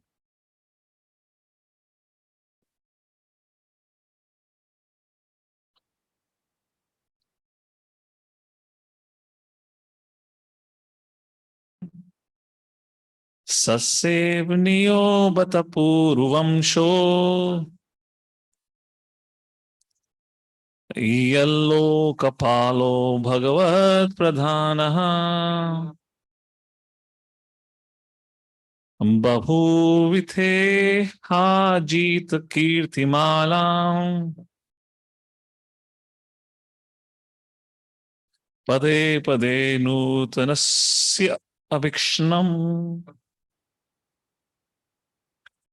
So now Maitri speaks and he says, Sasevaniyo, it's my honor to serve you. Why you? Puru Vamsha. You are a descendant of the great Puru Vamsha. And what is the glory of Puru Vamsha? Yallo Kapalo. Puru Vamsha. So you'll see, read about Puru in our 9th canto. Whose son was he? Yati. Yati had 4 or 5 sons, right? Something like that. Yadu was the eldest and Puru was the youngest. And the story goes like this in essence. Yayati and that Sarmishtha episode happened, and then Devyani complained, and the father cursed, and Yayati lost his youth. But however, he requested his father-in-law, and father-in-law, understanding that his daughter's desire is also not yet fulfilled, even she will suffer. He said, okay, I cannot take my curse back, but you can exchange your old age for a youth with any of your sons. So then Yati comes back and all the sons reject. However, the youngest, Puru, he accepts. Therefore, you will find, let's fast forward to 10th canto Srimad Bhagavatam, or for that reason, Mahabharata. Therefore, you will find Yadu Vamsha was never the ruling party. Can you imagine Krishna appears? Krishna was raised by the Gwalas, but later on he was with Ugrasen. So why the rulership, why the crown of this whole world had to be with Hastinapur? Because the Hastinapur Vasis were called as Kuru. Kauravas and Kurus were nothing but descendants of Puru. So Yayati, when Puru agreed to exchange, and then later on he regretted and all that, then he reversed back and he gave back his youth and took back his old age. And that time he blessed Puru. He said, because you have done this service to your father, I be pleased with you. I announce that you and your descendants for all the time to come will become the king of the whole world. Therefore, none of the other brothers, Yaduvamsha, nobody ever claimed that we will be the king of the world. Got the point? That's the whole storyline begins with. So in that Puruvamsho, Yal Lokapalo, therefore Lokapalo. Who were there? All the kings. Yallo Kapalo, Bhagavat Pradhana, and they were all Bhagavat Pradhana. They were all devotees of the Lord. Babhu Vithe Ha Ajit Kirtimalam. Ajit is a Supreme Personality Godhead. Bahu Vitha. Bahu Vitha, and in this Puruvamsha, we have taken birth. Ajita Kirtimalam, and gives a very beautiful analogy. Kirtimala means there is a garland of Lord's glories. Pade pade nutanasya abhikshnam. And because of you, it appears newer and newer every time. Please read out the translation. Or we can read out Vishnu Chakravarti Thakur's translation here. Screen. Oh, screen sharing is not happening.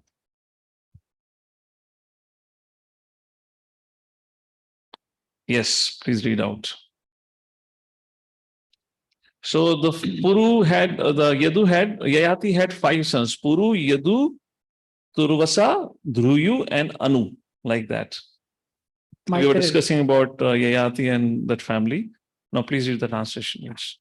Maitreya said, Oh, the dynasty of the Purus has become worthy of worship by the devotees. Since you, protector of planets, who have made Bhagavan the object of your worship, Bhagavad Pradhana. have That's appeared it. in it. Mhm. You make the garland of the Lord's glories newer at every moment, in every word, in every verse, and every chapter. So, क्या चल रहा है अभी? गुरु पूजा? अरे हाँ, break जल्दी छूट गया आज अपना. तभी there loud Kirtan is coming inside. I just lost the chain of thoughts what I was saying. So here Maitreya is actually saying that it is my honor to serve you. Now Vidurji, as I said in the previous chapter, we read the 18th verse, where he said, please give me the privilege of serving you. So Maitreya Muni is answering to that request. Hey Vidurji, you want to serve me, but it is my honor to serve you because you are Bhagavad Pradhana. Why you're Bhagavad Pradhana? Because you're born, you have a great parentage, you're born into the Puru Vamsha, like that is being described. And Vishnu Chakravarti Thakur courses. I have just spoken, will not go too much in details here. So please read this. So Maitreya tells Vidurji. O sinless Maitreya. No. Here. That is Vidurji speaking. This is Maitreya Muni says. Thus you have prayed for my association. But according to me, my getting your association is most rare, attained only by the greatest amount of good actions. Just by serving persons associated with you, Bhakti to the Lord will arise. Praising Vidura in this way, Maitreya rejoices. So like this, Maitreya Muni is speaking in this verse, and a very beautiful explanation given of the verse in this highlighted portion. We can read out with the yellow highlights. Oh, by this exclamation, he indicates that Vidura agreed to accept this birth for saving Maitreya. So, I mean, that's the level of gratitude Maitreya Muni is having for Vidura for making such kind of inquiries. And Vishnu Chakravarti Thakur goes in the details of the mood of Maitreya Muni here. Go ahead. The Puru dynasty in which you have appeared has become worthy of service by the devotees. What is your nature? Among the three forms, Brahman, Paramatma, and Bhagavan, worshipped according to different mentalities, you have made Bhagavan the chief object of worship, Bhagavat Pradhana. Among the worshippers of Bhagavan at every moment, Abhiksham, in every statement, on every occasion, Pade Pade, in every sentence, in every verse, in every chapter, you make the garland of the glories of the Lord become ever fresh. You string together this garland of Lord's glories just by the thread of your taste, placing this garland within the casket of your ears and mind, which have condensed attraction. You make it eternally fresh. Your greatness cannot be expressed in words. All right. Like that, Maitreya Muni replies to Vidurji's inquiries, and now he begins to speak, he begins to answer.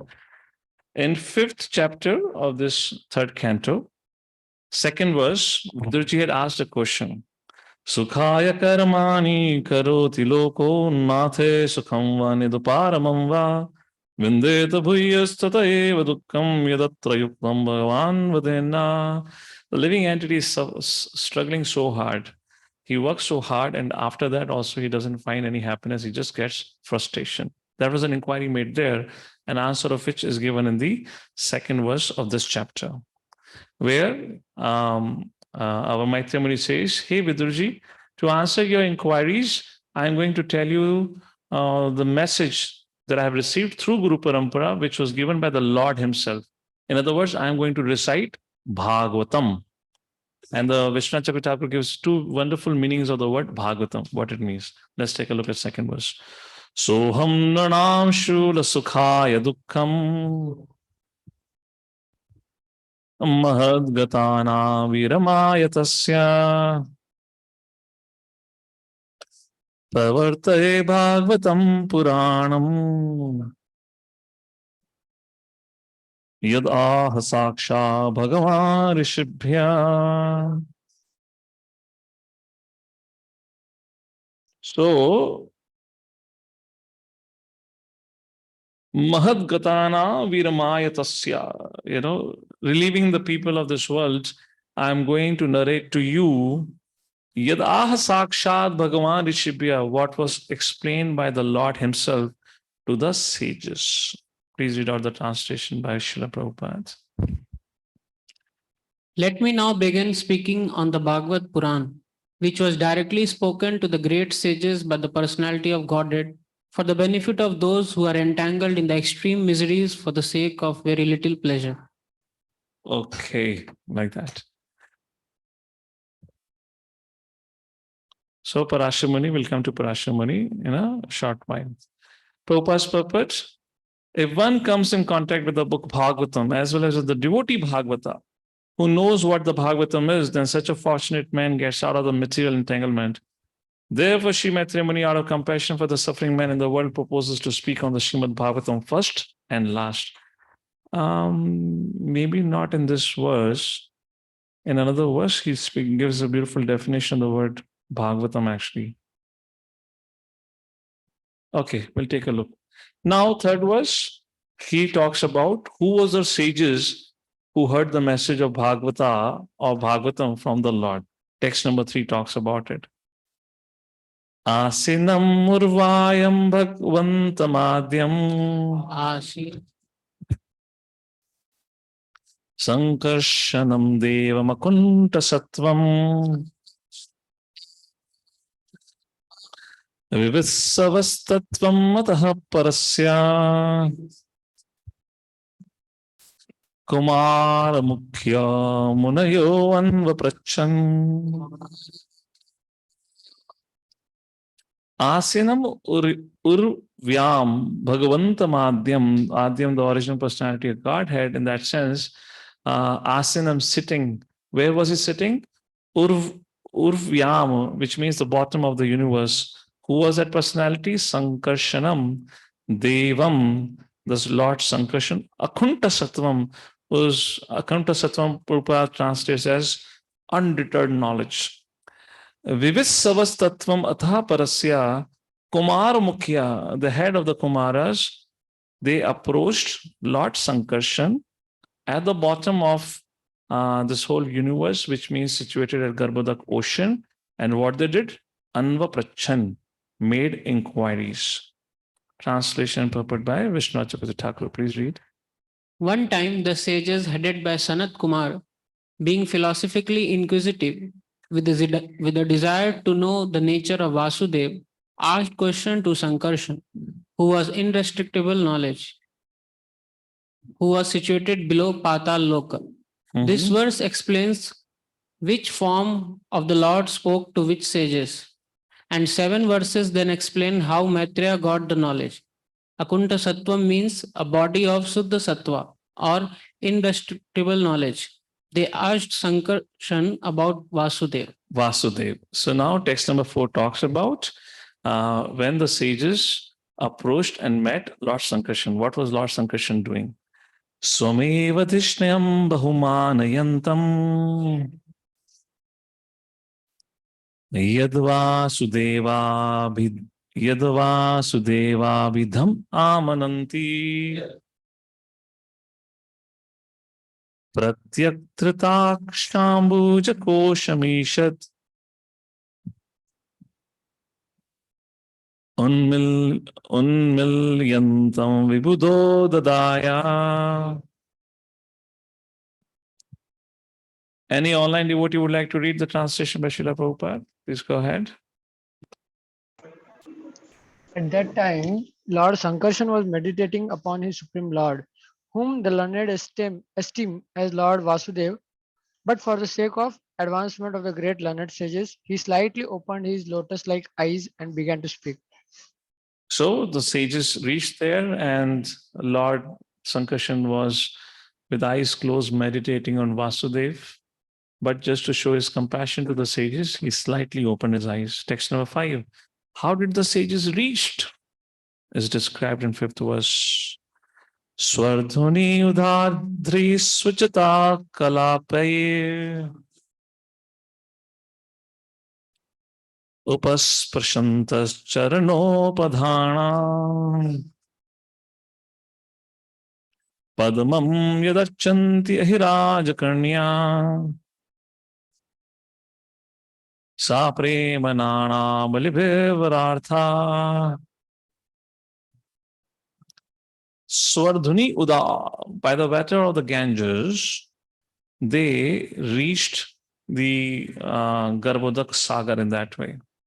Jata Kalaper, because of which their water, their hairs, Jata had become moistened because they travel within the Ganges water. So you know that Prabhupada's famous example that he spoke about in Kumbh Mela.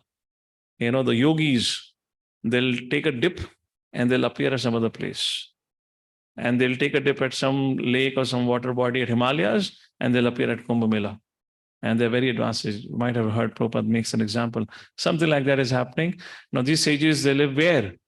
In Brahmaloka.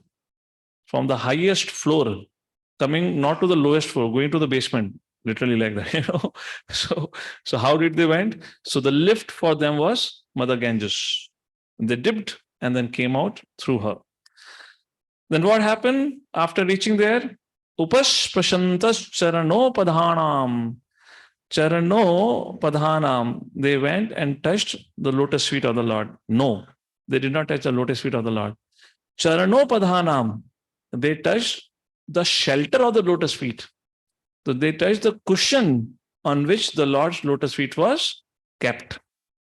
Padamam yadarchanti hirajakanya. And what was happening at that point of time? Archanti means worship. Padamam, lotus shelter is how Prabhupada defines. Ahirajakanya, the serpent king daughters were worshipping the Lord Sankarshan. Sapremanana balibhe varartaha. And with a lot of love and devotion. Why? Because they were all desirous to have the Lord as or they were desirous of good husband, like that has been described. So let's read Chakravarti Thakur's translation and the whole purport by him. Any online devotee, please continue. The sages, hair wet with Ganga water, touched the lotus pillow of the Lord's feet, which the daughters of the snake king, desiring husbands, worship with various gifts out of love. This verse and half of the next verse describe the sages. To hear the Srimad Bhagavatam, Yeah, go ahead. the sages descended from Satyaloka to Pataloka via the Ganga. Thus their hair was wet. Upadhanam means pillow. Varartha means desiring husband. Very nice purport. Maybe we can just quickly read it out by Srila Prabhupada. Prabhupada talks about the mystical travels. The Ganges water flows directly from the lotus feet of Vishnu, and its course runs from the highest planet of the universe down to the lowest. The sages come down from Satyaloka by taking advantage of the flowing water, a process of transportation made possible by the power of mystic yoga. If a river flows thousands and thousands of miles, a perfect yogi can at once transport himself from one place to another simply by dipping in its water. The sages, the Ganges is the only celestial river which flows throughout the universe, and great sages travel all over the universe via this sacred river. The statement that their hair was wet indicates that it was directly moistened by the water originating from the lotus feet of Vishnu, the Ganges.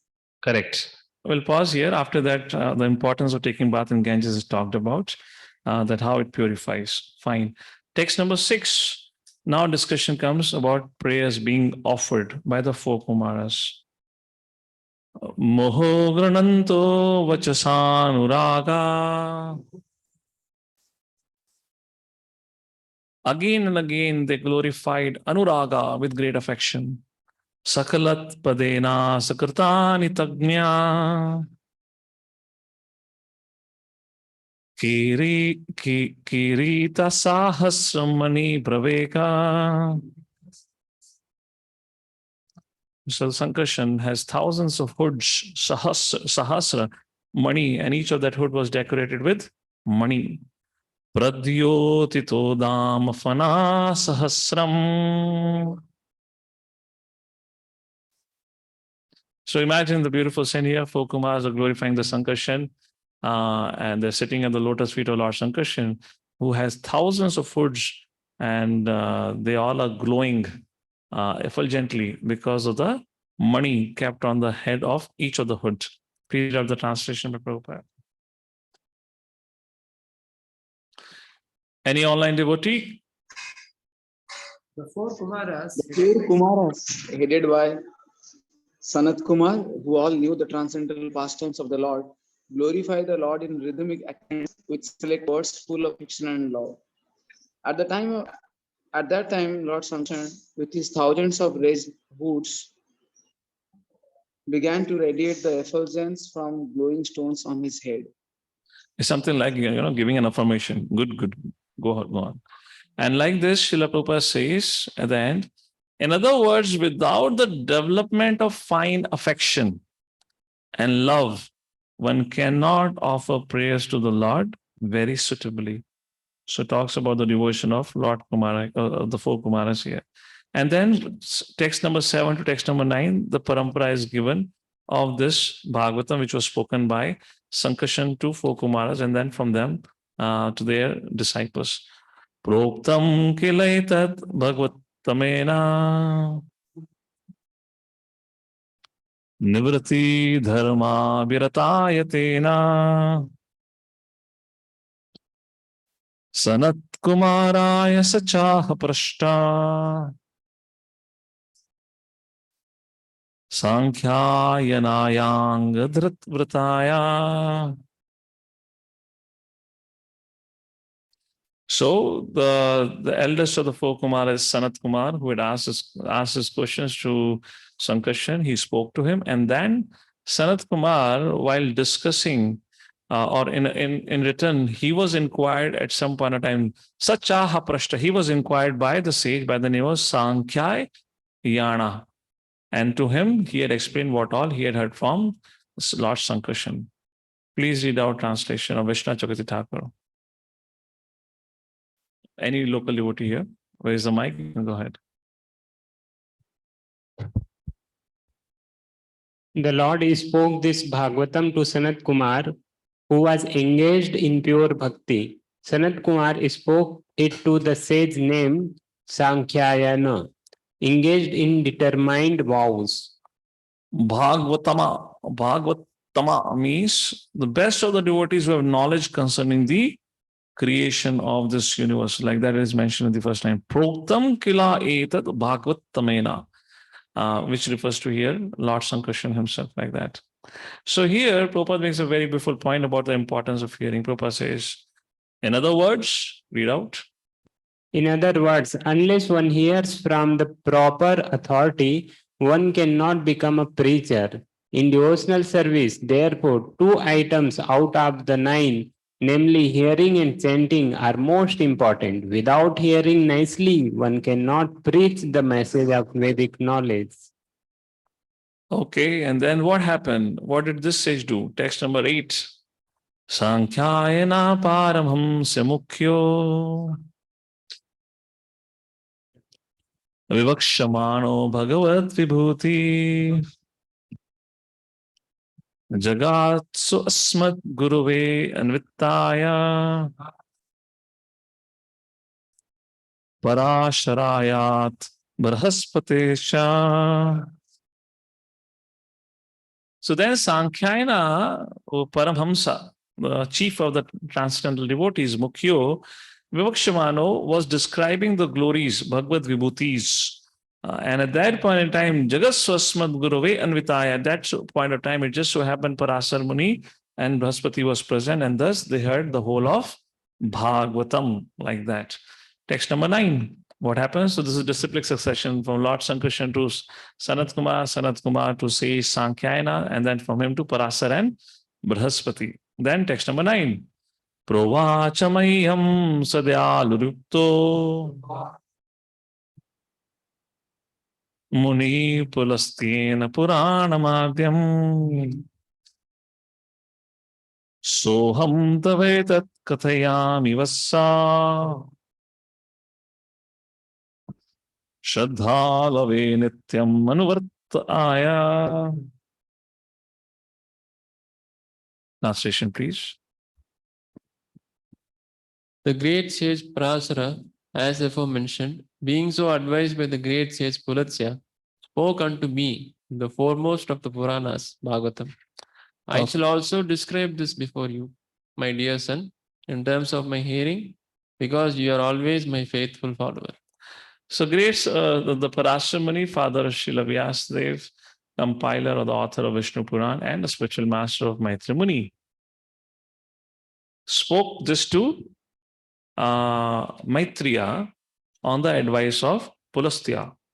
So what is this whole thing? I'll read out something from Adi Puran Mahabharata and also from Vishnu Puran when Parasramani talks about what happened. So what is this whole thing going on? A little just a history.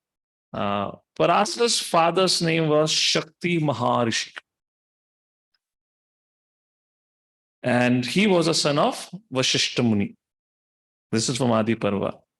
Shakti Maharishi, who was married, and Parasara Muni at that point in time was in the womb of his mother. But unfortunately, Vishwamitra Muni, actually, let's go with this way. Shakti Maharishi was the father of Parasara Muni. One day when he went to the forest, he was captured and eaten by the demon, man-eater demon, who was actually cursed by Vashishta Muni. And Vishwamitra Muni instigated him to attack the son of Vashishta Muni. And that demon was a king by the name of King Kalmasha Pada, like that. So when Vashishta Muni got to know of this, that my son have died, then Adi Parva mentions that he was so distressed and disturbed that he thought there's no point of living. And he attempted by all that he can commit, now it's coming, by all that he can give up his life. So it's mentioned that he went to Mount Meru and he jumped, but he landed on a soft cotton. He entered a forest fire and yet he was unharmed. He jumped into the ocean, but he was thrown on the shore. He jumped in the overflowing river Vipasa. Again, he was thrown on the shore. He jumped into the river Hemavat, which he jumped into the river, and river fled into several directions from his fear. Then when he returned to his ashram, then it is mentioned that his daughter-in-law was there. And from the womb of the daughter-in-law, whose name is not mentioned here, is mentioned in Vishnu Puran, I'll read out from there, he heard the Vedic hymns. And when he heard the Vedic hymns, he understood that the son, my daughter-in-law is pregnated with the son. And then he said, okay, there is no point of me giving my life. Let me raise my grandson. And that grandson was Parasara Muni, like that. So what is the relationship of Parasara Muni with Vidurji here? So Brahmaji created Vashisht, who was later on reborn to Mitra and Varuna, like that. His wife Arundhati, Vashisht Muni had a son named Shakti, who had a son named Parasara Muni. And Parasara Muni with Satyavati begot a son, Vyasadeva. And that, Vyasadeva begot Dhritarashtra, Pandu, and Vidur. And that's the kind of a connection we find here. So, yeah. So when Shakti was killed, then it is mentioned, now coming to this context of the verse, then when Parasara Muni got to know of it, how his father was killed by the demon, then Parasara Muni became very, very upset. So in the Vishnu Puran, Parasara Muni explains his own anger, and he writes as follows. I had heard that my father had been devoured by a Rakshasa employed by Vishwamitra. I became so angry, and then I started a sacrifice for the destruction of Rakshasas. Hundreds of them were reduced to ashes by the right. As they were about to be entirely exterminated, my grandfather Vashishta said to me, enough, my child, let the wrath be appeased. The Rakshasas are not culpable. The father's death, your father's death, Shakti's death, was a work of destiny. Anger is a passion of fools. It becomes not a wise man. By whom, it may be asked, is anyone killed? In other words, who kills whom? Everyone reaps the consequences of his own acts. Anger, my son, is a destruction. Like that it goes on. And then they let there no be unoffending spirits of darkness be consuming you. Mercy is the might of the righteous, like that. And then that one a time when Parasamuni, being instructed by his grandfather Vasishta Muni, became appeased, and he let the demons survived. Pulastya is the father of the Yakshas, and the demonic race. And then being pleased by Parasamuni, Pulastya blessed Parasamuni that may you become the great reciter of Puranas. So Pulasya Muni did not say that you go and teach Maitreya. He blessed him that may you become the great reciters of Purana Matlab on the subject matter of Lord. May you become the great reciter. May you glorify the Lord. And Parasa Muni's disciple was Maitri Muni. Like that, the whole thing goes on. That's the whole background of this verse. Why Parasa Muni was instructed by Pulastya Muni. Like that. All right. And Prabhupada gives a story also here in the purport. Now, 10th verse. Let's go for the 10th verse. So here the disciplic succession have been described. Now Maitri Muni begins to answer. Udaplutam vishwamidam tadaset yanidraya milita dranyamiliyat ahindatalpe adhishyana eka Kritakshana swatmarato niriha. So as I said, 51st year, the first day, now the creation begins to happen again. There's a time for Brahma to wake up. But before Brahmaji can wake up, Lord has to wake up. That is being described. Please read out the translation. At the time when the three wells were submerged in water, Garbhodakshai Vishnu was alone, lying on his bedstead. The great snake Ananta, and although he appeared to be in slumber in his own internal potency, free from the action of external energy, his eyes were not completely closed. Like that. Having showed how the Bhagavatam started, now universe remains submerged in one body of water when Narayana, Garbhodakshay, whose eyes do not close, had his eyes closed at the time of periodic destruction. So what's happening here, just to give you a mental picture here, when Brahmaji goes to sleep, is something like, when you go to sleep, you wind up your day, you close your all day's activity and then go to sleep. So when Brahmaji goes to sleep, like that, wind up happens. Patal Lok, Bhulok, and up to Swarga Lok. Bhu, Bhuva, Swaha. So like that, up to the wind up pastime happens. So it's not that the Maya Shaktis wind up, Maya Shakti has gone to sleep. Does not mean the Lord is sleeping. No problem, Maya Shakti is sleeping.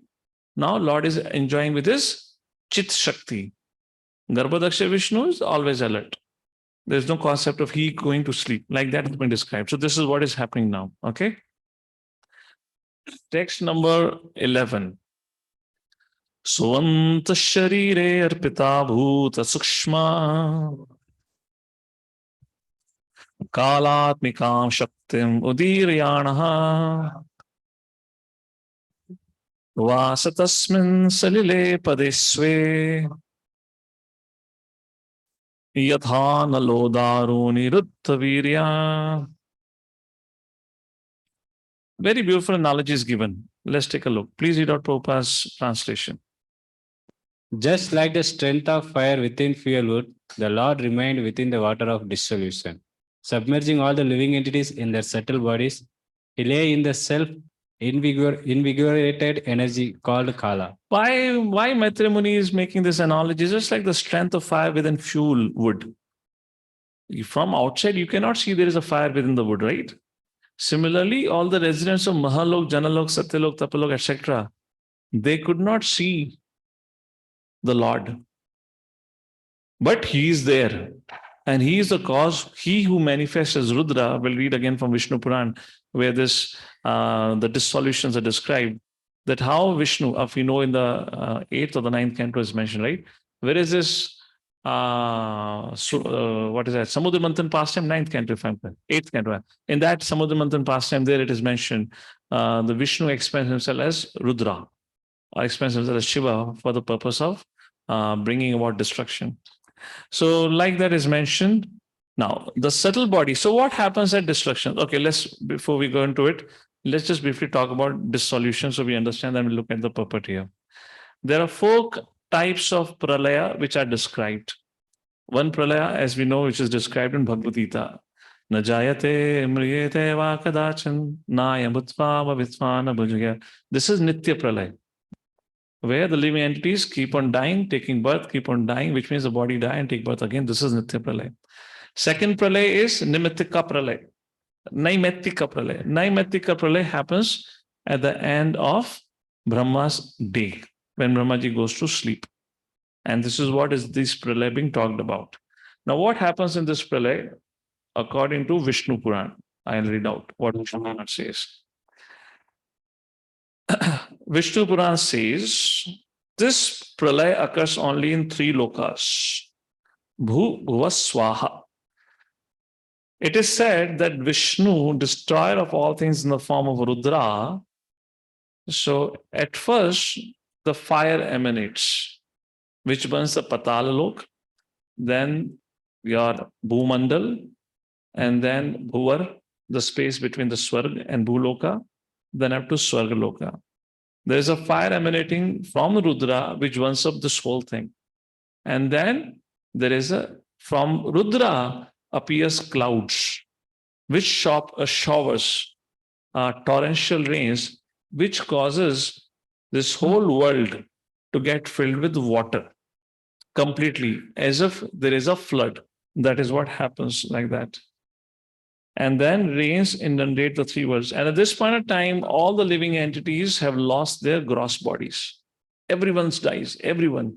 And they, along with their subtle body, enters into the body of Garbhodakshay Vishnu. And this is the night pastime. Ek prakar se Leela is going on. This is Naimittika Pralaya. Third kind of Pralaya is Prakritika Pralaya, which happens at the end of Brahma's life, where now even subtle bodies are dissolved. And karma swabhava, along with the soul, merges into the Lord. Because now earth, water, fire, ether, everything has to dissolve at the end of Brahma's life. And the fourth pralaya is called Atyantika Pralaya. Atyantika Pralaya happens when the soul attains moksha. In other words, no more birth and death. Atyantika, that's a final pralaya, which is a good pralaya to happen. That is, this kind of four pralayas are being described here. All right. So let's continue ahead. So let's read the highlighted purport here of Vishnu Chakriti Thakur. Those who are online, if they want to like to read, please you can unmute yourself and read out the highlighted portion.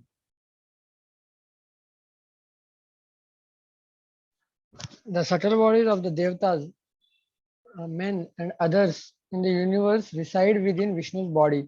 How he has inspired his Shakti of time, he has caused destruction by his will. Having destroyed all the gross bodies of the inhabitants of the three worlds by time, he places their subtle bodies within himself. This is called the aggregate subtle body of the Jivas. He resides below Patala Loka, in his own abode, Svepade, within the one expanse of water. By his power, which stops water from entering.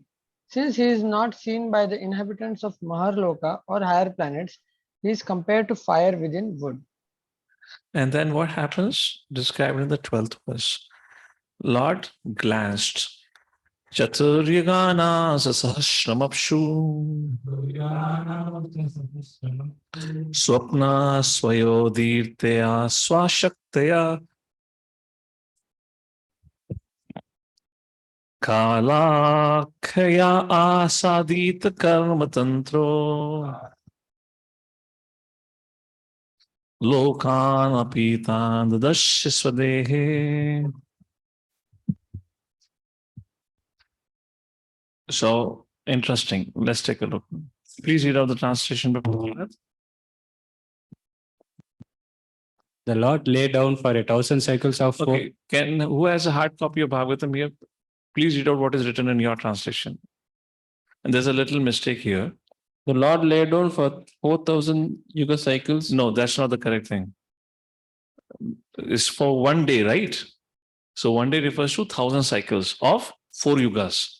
So right way is the Lord laid down for 1,000 cycles of 4 yugas, not other way around. So that's a mistake. You want to correct it. Otherwise, you'll be confused in reading. Please go ahead. You can read now Lord lays on the down screen. for 1,000 cycles of 4 yugas in his internal potency, and by his external energy, he appeared to be sleeping within the water. When the living entities were coming out for further development of their fruitive activities, actuated by the energy called Kala Shakti, he saw his transcendental body as bluish. Now, who others gets his body become bluish? When Jivas entered the body of the Lord, he saw his transcendental body becoming bluish. What does it mean? Neelakantha. Who is known as Neelakantha? Not our doctor, right? His name is Neelakantha, right? Neel Sundar. But what was his earlier name? Neel Kamal. Okay, Neel Kamal. Okay. So Lord Shiva is Neelakantha, right?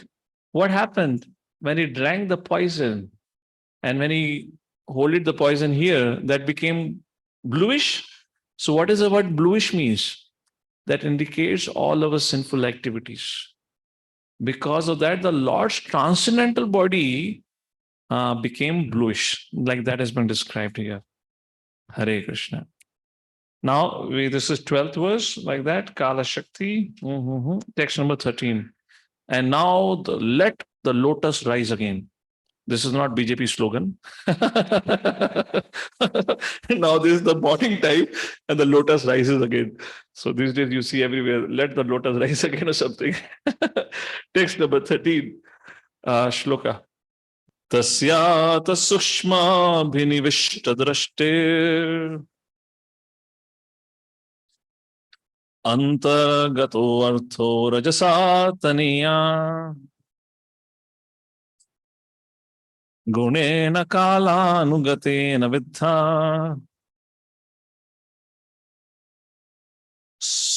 सुष्यं सदाभिदयतना Vidisha. So the lotus rose again. Please read out. The subtle subject matter of creation on which the Lord's attention was fixed was agitated by the material mode of passion, and thus the subtle form of creation pierced through his abdomen. Vishnu Chakravarti writes, what does it mean?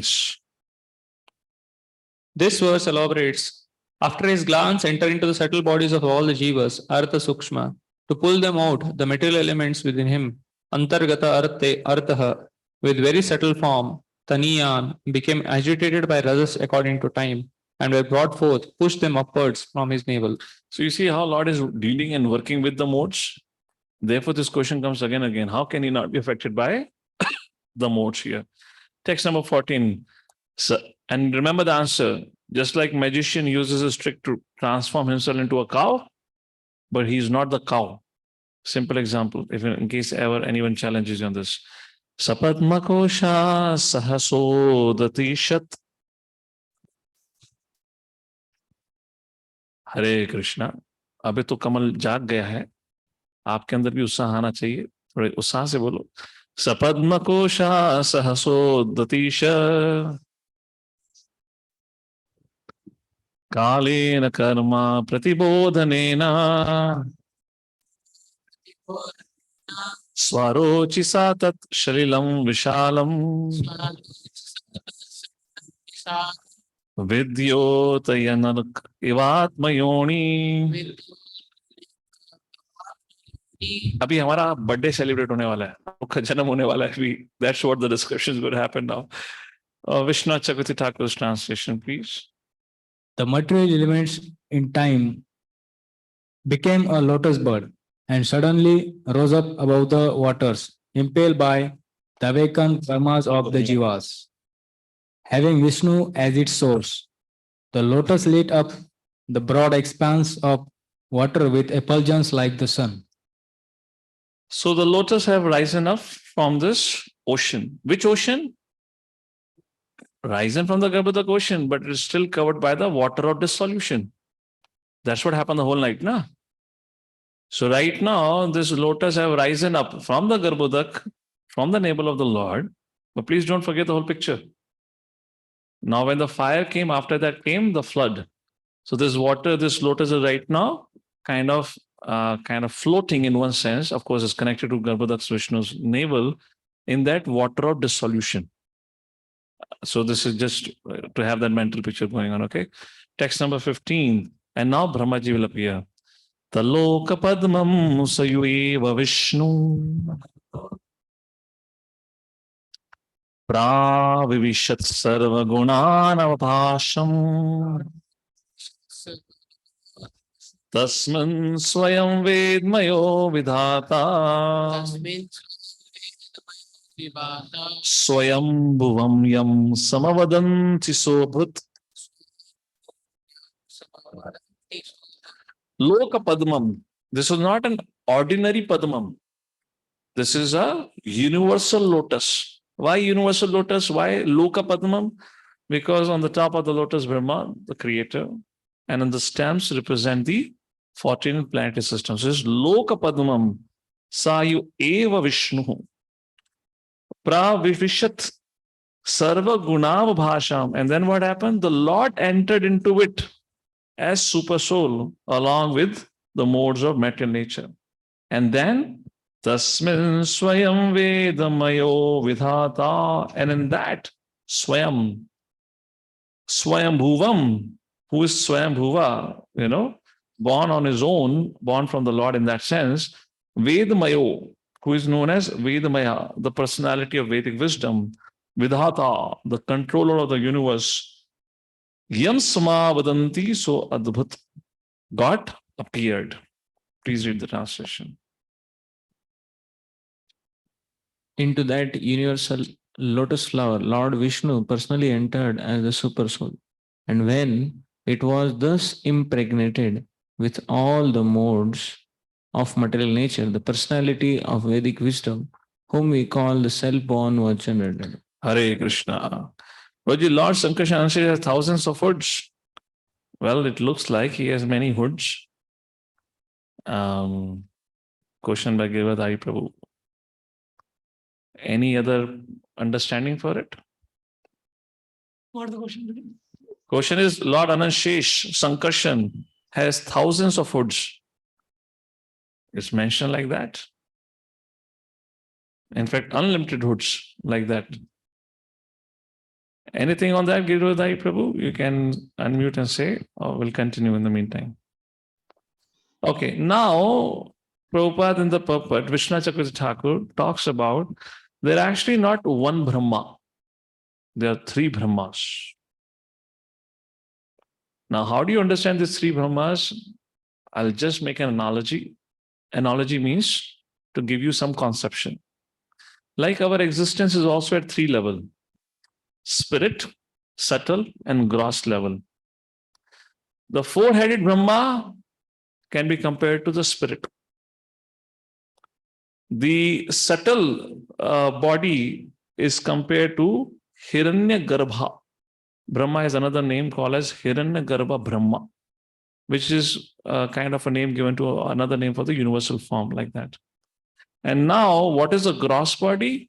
The stem of the lotus on which this whole material creation or the whole 14 planetary system will come, that is called as Vairaja Brahma, which is the gross body.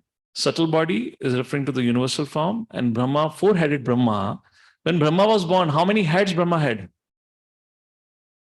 When Brahma was born, how many heads Brahma had? No, one head, two eyes.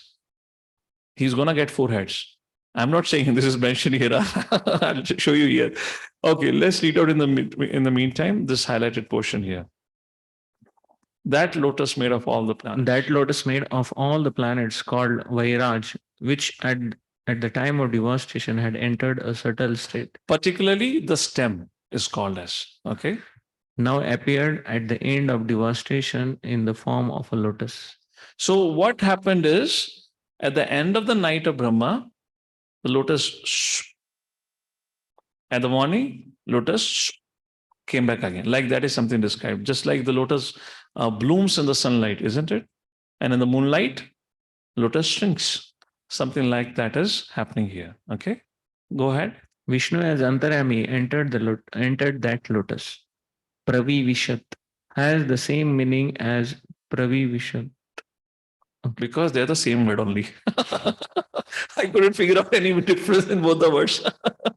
So, anyways, don't focus on that line. Go for the next line. That lotus, that lotus held within itself the manifestation of the effects of all the gunas, Swarga and Narak.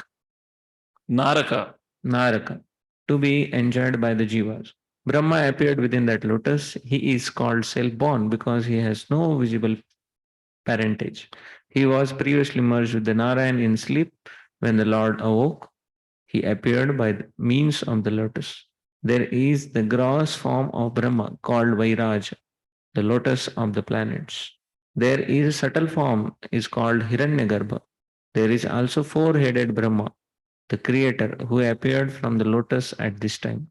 Thus, there are three forms of Brahma. All right. And there is a further note from Lagu Bhagavatamrita. That's okay. So this was text number 15, like that is being described. Now text number 16. How did our Brahmaji got four heads? Tasya sachambho ruhakar nikayam avasthito lokam apashyamanaha Parikraman vyomni vivritta netras Chatvari lebhe anudisham mukhani. So, again, let's do a mental picture here. Imagine suddenly you wake up in the morning, Brahma Muhurta time, and you find yourself still as a moonlit night, sun has not risen up, and you find yourself in the middle of the, wild, raging ocean water, sitting on a small boat.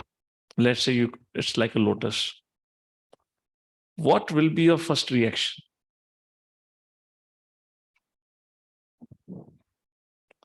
How many will say we're going to look in 360 degree? Kya chal raha hai? Hai na? That's what happened with Brahmaji. He looked in all the directions. And he looked with God knows with what special speed. Then suddenly he got four heads. Looking at four heads representing the four directions. So Srila Prabhupada in his translation says he moved his eyes in such a way, looking at what's going on. Suddenly, ye kahan aa gaya main? There's water everywhere. No man's land. He looked everywhere and like forehead came. Vishnu Chakravarti Thakur talks on the same thing but a little differently. He says, please read out. Situated there, he turned his head around to look for the planets and at the same time glanced in all directions at the space because there was no one there. He obtained four heads to see the four directions. So he turned his head around to look like that Vishnu Chakravarti Thakur mentioned, and that's how he got four heads. Text number 17. And what did he witness there? Tasmad yuganta shwasana vagurna jalo michakra salilad virudham upashrita kanjam yulokatatvam natmanam adha vidat adidevaha. From 17th verse onward up to 23rd verses, we'll be discussing 10 lessons that we learned from Brahmaji here. So he saw himself all alone, and there is a water of dissolution all over the place, which means there is a flood. And you understand flood is not a peaceful, calm Friday afternoon and the ocean has no waves. No, flood means what?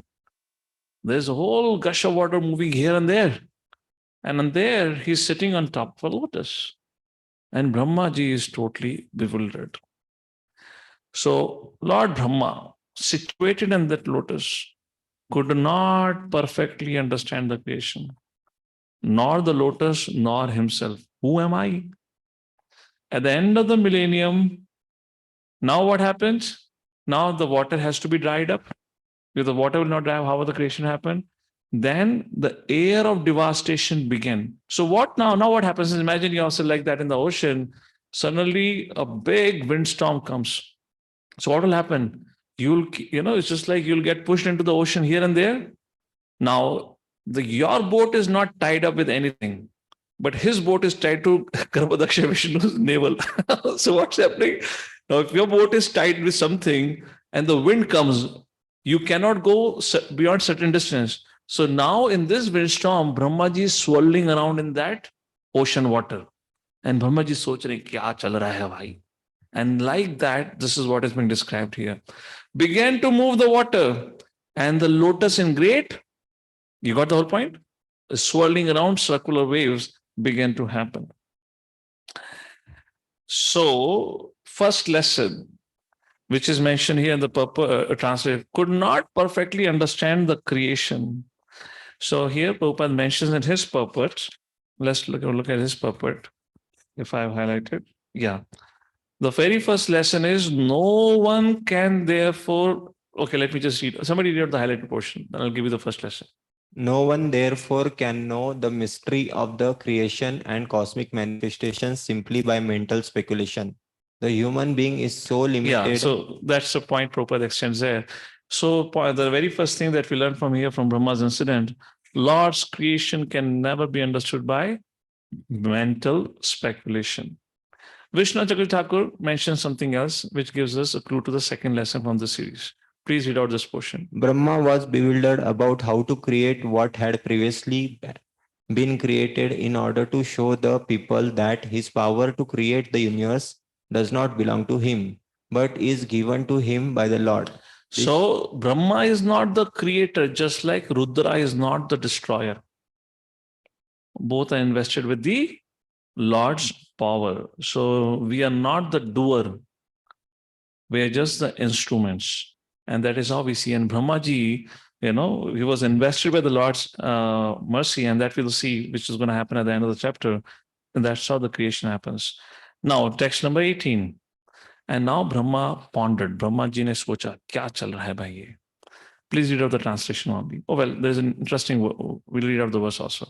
Kaesha yosa bhamabcha prashta. Etat kuto vabjam ananyadapsu. Astihi adastadiha kinchaneta.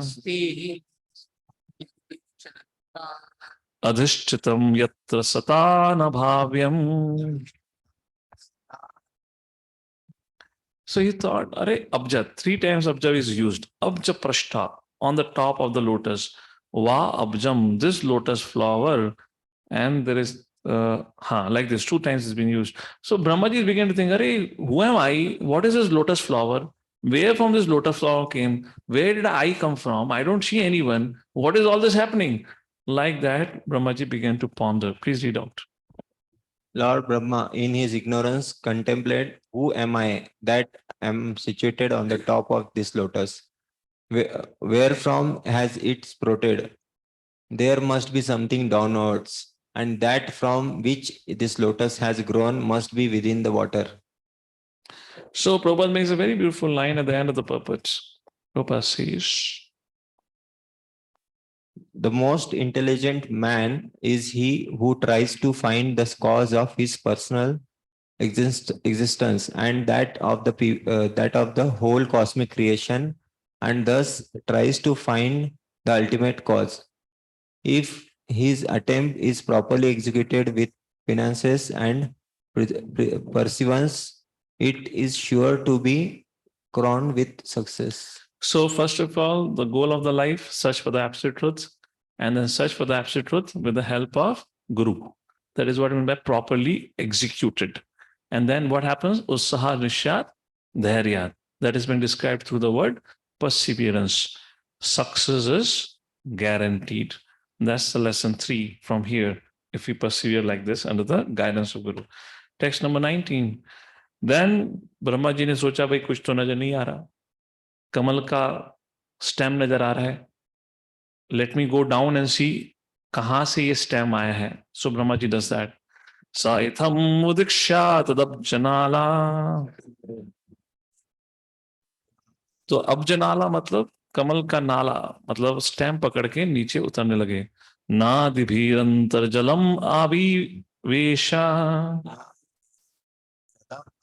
And he entered into the water.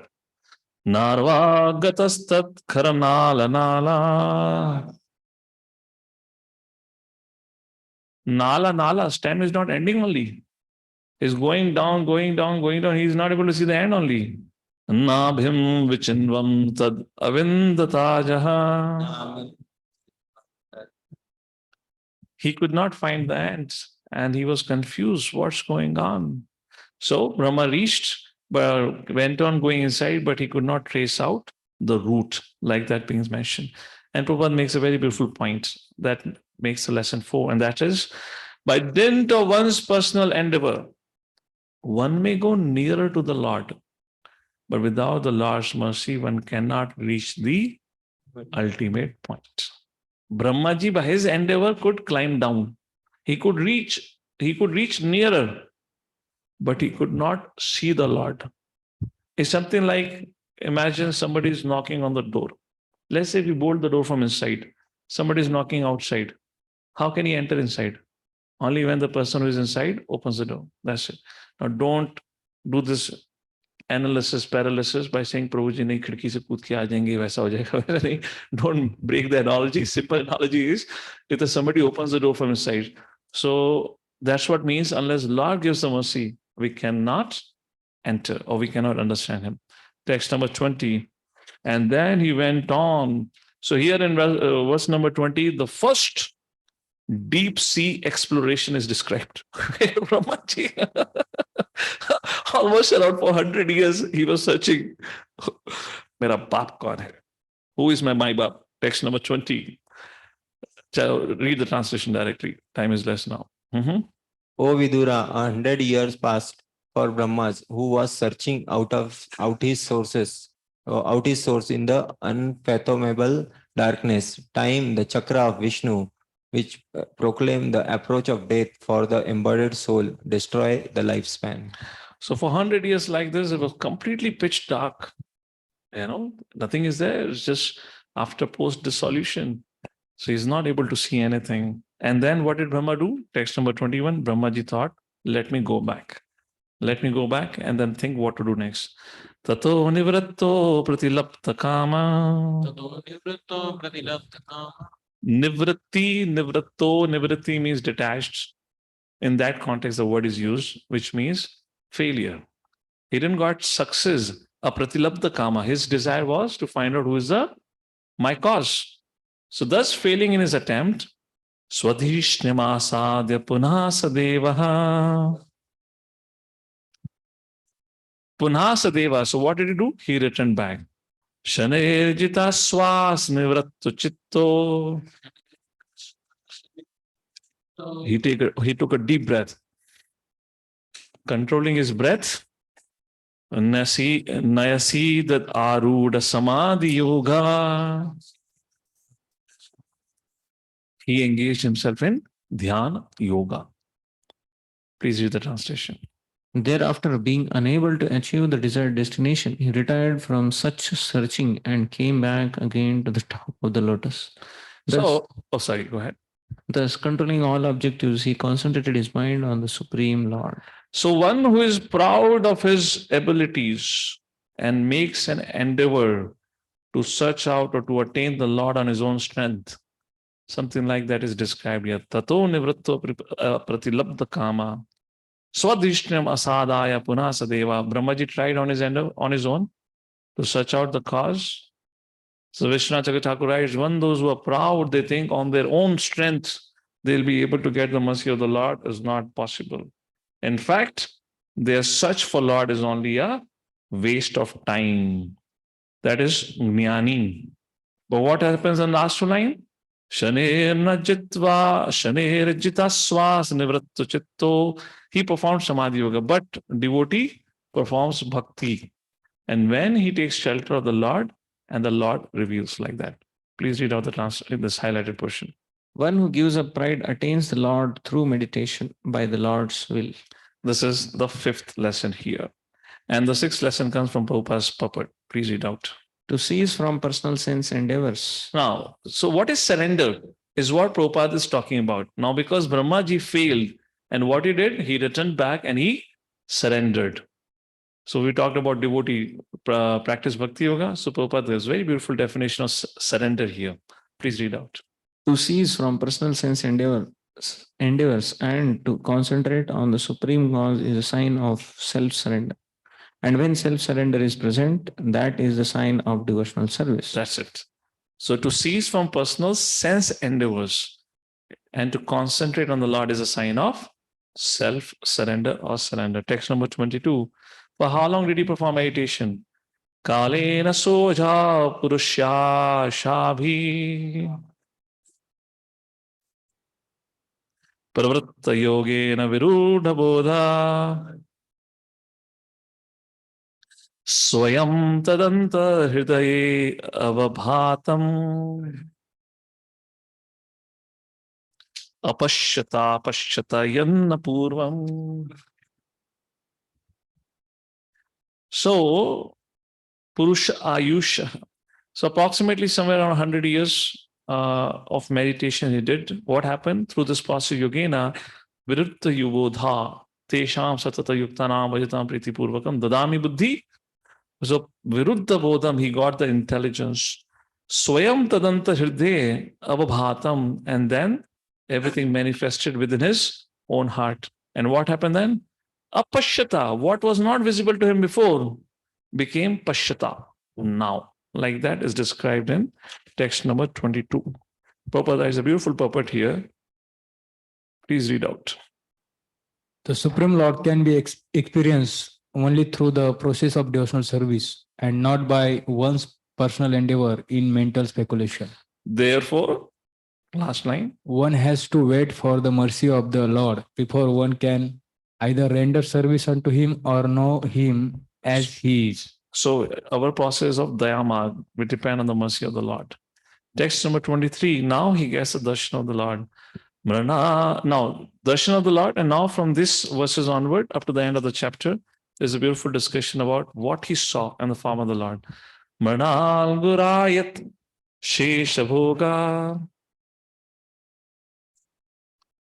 Actually, it's Mranal Gaurayat Sheshabhoga. Paryankaikam Purusham Shayana. Panat Patrayuta Murdharatna. Dyubhir Hatattvant Yugantatoe. So Gaura means white, Shesha. He saw a huge white Shesha, the body of the Sheshnag. Paryanka Ekam Purusham Shayanam. And on that Sheshnag's body, which was white in color, was the Lord Garbhodaksha Vishnu, Shayanam, which means in a sleeping posture.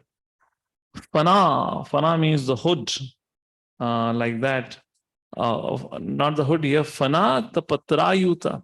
And that bedstead was covered by the umbrella of a serpent hood, which means of Anantadev, Anantshesh, like that. And bedecked, and his head was bedecked with valuable jewels. And from that jewel, the rays were manifesting, which was removing the darkness of the dissolution.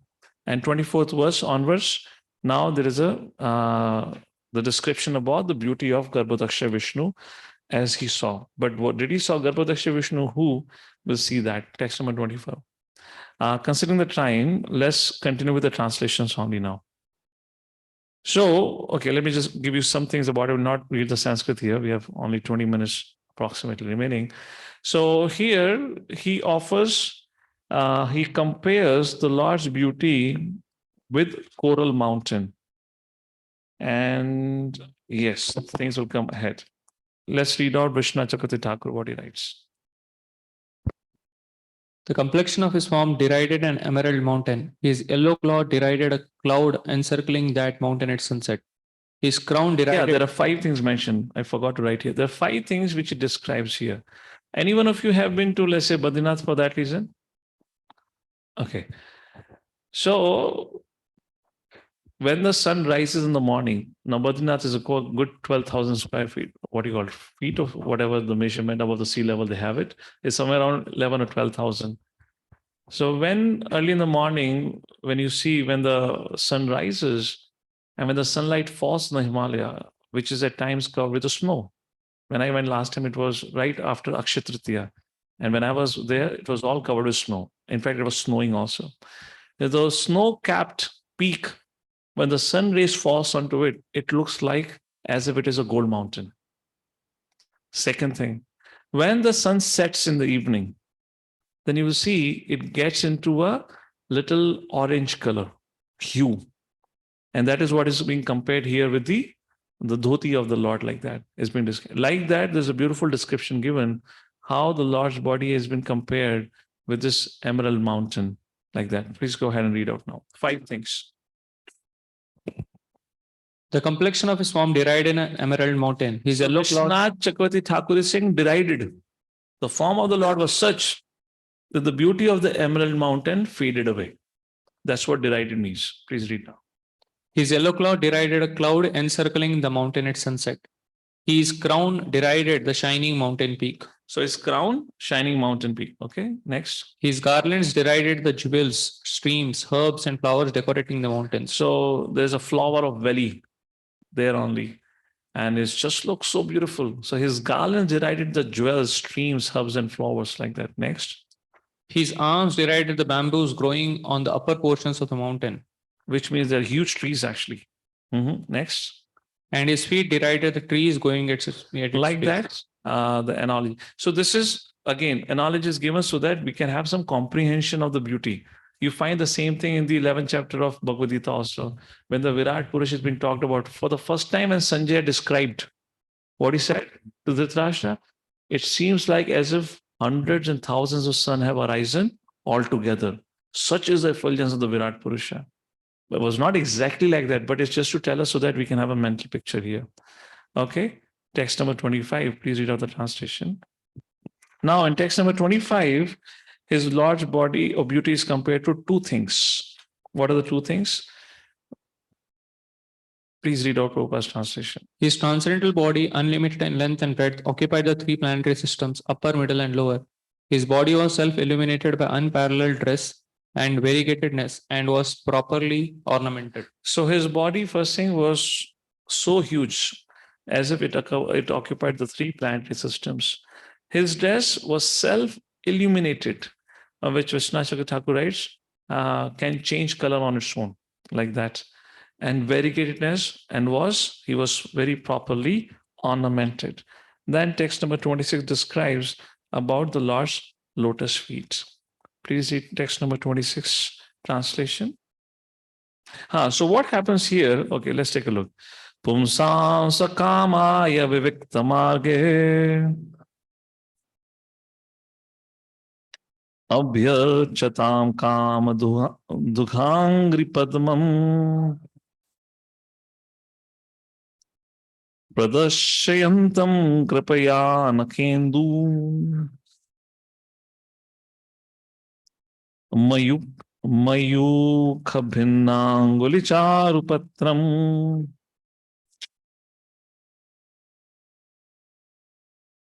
Brahma, the Lord raised one of his feet, and Brahmaji saw the Lord's feet. Vishwanath Chakravarti Thakur writes, Lord has many feet. Please read the translation of Vishwanath Chakravarti Thakur, then we'll read a little part of the purport. He saw the Lord mercifully showing one lotus foot which fulfills the desire for service for persons who worship to attain the Lord by pure methods of bhakti, whose toes were like beautiful petals blossoming in the moon rays of his toenails. So, okay, yeah. Please read out. So here the feet is being described, and the next verse, the very important verse, The Lord's reciprocation to Brahmaji is described. So what is discussion going on in this verse and the next verse is which form of the Lord did Brahmaji saw? And he saw actually Krishna, Vrindavan Krishna. That is being described. And therefore we'll see Brahma Samhita has such a weightage. We'll see Prabhupada mentions about it. And why it is Krishna, Vrindavan Krishna's form? Please read out all this highlighted portion. Those feet fulfilled the desires for serving properly, Kama Duga. He showed only one foot among many thousands of his feet by lifting it up slightly. So what to say of thousands of hoods of Ananta? He had thousands of feet like that has been described. Okay. Continue. By this hint and moving one eyebrow in the next verse, it is indicated that the Lord showed his form as Krishna, though Krishna appears only later during Vaivasvata Manvantara to Brahma in this. See, because the beginning of the day. And where does Krishna appears? Vaivasvata Manus, in our this particular Manu, in this particular time of the day, Krishna appears. So how come Brahmaji saw Krishna's form? That is what being discussed here. Go ahead. To Brahma in this and the next two verses. Other scriptures also indicate that Krishna revealed himself to Brahma. Read the English. After passing the first half my lifetime. So this is Brahmaji speaking from Gopal Tapani Upanishad. After passing the first half of my lifetime, when the night ended, I and meditated and praised the Lord, who appeared in the dress of a cowherd boy before me. So this is a reference which is given with Thakur, that he says that cowherd boy, like that he appeared. And Brahma Samhita? Brahma Samhita also describes how Krishna showed himself to Brahma. Thus, some say that revealing one foot in this verse refers to the form of Krishna, who stands with his feet crossed, showing one sole of his foot. That's the reason he was able to see that toe. And Prabhupada says here. After penetrating for millions of years, Lord Brahma could understand the transcendental form of the Lord as Sri Krishna in the dress of a covered boy, and thus he recorded his experience in the Brahma Samhita in the famous prayer Govindama Adipurusham Tamaham Bhajami. That's the whole point here. And now the beautiful verse, text number 27. Very beautiful. Mukhena lokati harasmitena parispurat kundala manditena Shona itena dharabimba bhasa pratyarhayantam sunasena suprava. Translation. He also acknowledged the service of the devotees and vanquished their distress by his beautiful smile. The reflection of his face, decorated with earrings, was so pleasing because it dazzled with the rays from his lips and the beauty of his nose and eyebrows. So here Lord's reciprocation is mentioned. Mukena lokarti harasmitena. Lokarti hara, the beautiful smile on the Lord's face. Parisfurat kundala. No, lokarti hara means it's the vanquisher of all the distress of the devotees. Parisfurat kundala manditena, beautifully decorated. Shona itendhara bimba bhasa, which means acknowledging, pratyarhayantam, reciprocating, sunasena, the very pleasing nose, subhrava, and pleasing eyebrows. In other words, it's mentioned like Krishna gave his sightful glances to Brahma and smiled at him. Like that, Lord reciprocated. And Prabhupada says a very beautiful point here. Please read out the purport. Very beautiful purport. Devotional service to the Lord is very much obliging to him. What is the evidence? The devotional service of the Lord is very obliging to him. Neha bhikarmo nashvasti. Right? Isn't it? Go ahead. There are many transcendentalists in different fields of spiritual activities, but devotional service to the Lord is unique. Devotees do not ask anything from the Lord in exchange for the service. Even the most desirable liberation is refused by devotees, although offered by the Lord. Thus, the Lord becomes a kind of debtor to the devotees, and he can only try to repay the devotees' service with his ever-enchanting smile. The devotees are ever satisfied by the smiling face of the Lord, and they become enlivened. And by seeing the devotees so enlivened, the Lord himself is further satisfied. So there is continuous transcendental competition between the Lord and his devotees by such reciprocation of service and acknowledgement. And that's the glory of devotional service. Text number 28, translation. O my dear Vidura, the Lord's face was covered with yellow cloth resembling the saffron dust of the Kadamba flower, and it was encircled by a well-decorated belt. His chest was decorated with the Srivatsa marking and a necklace of unlimited value. 29 and verse number 30. Now, there's a beautiful analogy given in comparison of Lord's beauty with the sandalwood tree and then with the Lord. Text number 29. Paradhya Keyu Ramani Praveka Paryasta Dodanda Sahasra Shakham Avyaktamulam Bhuvanangre Ripendram Ahindra Bhoge Adivita Valsham. So there are 5 things. Why, first of all, Lord's beauty is being compared to sandalwood tree? Vishnu Chakravarti Thakur writes, because his fame perfumes the whole universe. Sandalwood tree is known for his perfume. Similarly, the Lord's fame perfumes the whole creation. And then there are 5 comparisons. As you see highlighted here, there are 5 marked here. Vishnu Chakravarti Thakur's translation we are reading. Please read out. As the sandalwood tree is decorated with fragrant flowers and branches, the Lord's body was decorated with valuable jewels and pearls. Okay, that's the first thing. As the sandalwood tree was decorated, Lord's body is decorated. Next. As the sandalwood tree spreads its branches everywhere, the Lord spreads his arms over the universe. Spread of the arms of the tree as the arms of the Lord. Next. As the tree's root cannot be seen, the Lord's origin cannot be understood. Cannot be understood. 3. Next. As the sandalwood tree is the king of trees, the Lord protects the world by his great power. Text the point number 4 of comparison. Lord protects the world by his great power. Next. As the sandalwood tree is covered with many snakes, so the Lord's shoulders were touched by the hoods of Ananta. Like this, sandalwood tree. His fame perfumes the whole universe. The Lord is compared to sandalwood tree. Like that is being described. And then text number 13. Here, another 5 points are being made to compare the Lord with the mountain.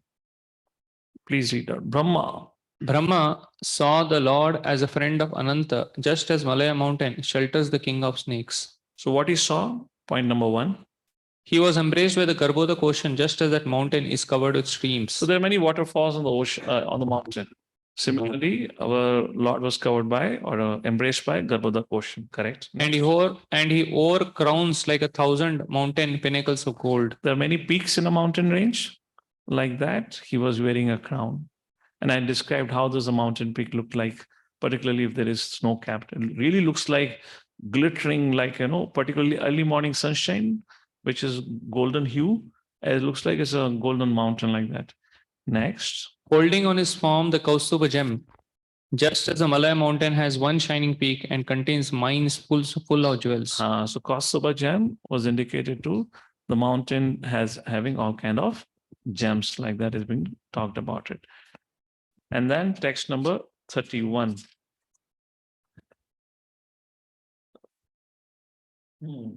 So here the Lord cannot be understood. Please read out Vishnu. Any devotee online can read it now. Vishnu Chakravarti Thakur's translation. 2 things. The Lord cannot even be understood by the Devatas, and he's very hard to attain. Any online devotee, please read out.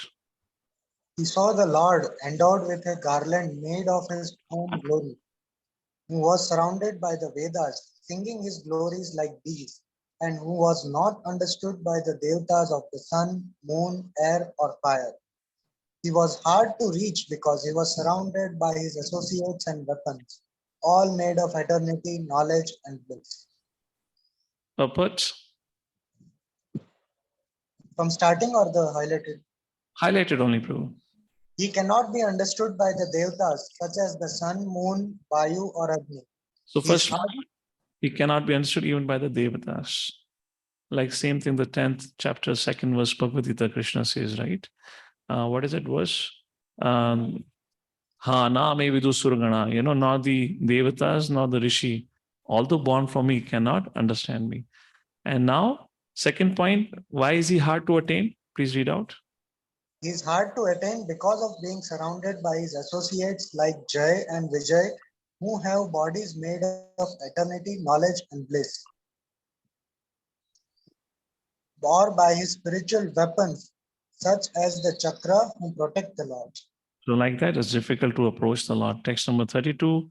When the light is turned on, darkness is dissipated, everything becomes visible. Like that, the light has been turned on within the consciousness of Brahma, and now he's able to see something which he was not able to see before. That's what he's seeing all everything right now, right? He sees everything very clearly. Please read out a highlighted portion. Desiring to create Yes. because Brahma saw nothing except the lotus coming from the water in Vishnu's navel, himself, and the three elements water, air, and ether. So what was essential for him to start doing his service, that became available to him. And now he got the clue that I have to start doing my service. But before he can do his service, the next chapter, the whole chapter is prayers of Brahma, where Brahmaji offer prayers to the Lord to give him the required empowerment like that. And now we come with the last shloka of this series. Sakarma bijam rajaso parakta Prajasrakshan yad eva drashtva asto visarga bhimukastamityam avyakta vartamani abhiveshitatma. Please read out. Lord Brahma, thus being surcharged with the mode of passion, became inclined to create, and after seeing the 5 causes of creation indicated by the personality of Godhead, he began to offer his respectful prayers on the path of the creative mentality. Purport. Even if one is in the material mode of passion or create something in the world, he has to take shelter of the Supreme for the present, for the necessary energy. That is the path of the successful termination of any attempt. Hare Krishna. Like that, Brahmaji now in the next chapter titled as Brahma's Prayers for Creative Energy. Now he will make a prayer. The whole chapter is about Brahma's prayer to give him that required empowerment. And then Brahmaji begins to perform his seva. And what is the next chapter after this? And then divisions of the creation would happen and all that will happen. So with that, in today's discussion, we saw how the Viduji asked series of questions that we read at the beginning of our discussion. And after that, Matrimony glorified Viduji, saying that, rather than you wanted to do my seva, but you have given me an opportunity to serve you because you're born in a great family of Puru Vamsha, Bhagavat Pradhana, all are the great devotees of the Lord, Lokapala, like that was discussed. And after that, Matrimony began to speak, began to answer. First of all, he explains that to answer your questions, I would like to quote a conversation that I heard from my guru. Who is guru of Matrimony? Parashara Muni, who was instructed to speak to me by Pulastya. Parasamuni and Brahaspati both together heard from the Sukhayama Yana sage, and he heard from Sanat Kumar, and Sanat Kumar heard it from Lord Sankarshan directly. So that in first few verses, the disciplic succession of the Srimad Bhagavatam is described. And after that, Matrimony begins to speak about what happened on the 51st year, the first day of, at the end of dissolution, when the time for creation again arrives. So we discussed about 4 kinds of pralaya. Who remembers 4 kinds of pralaya? Yes, Prabhu. Mike, please. कहाँ गया? पीछे है Mike.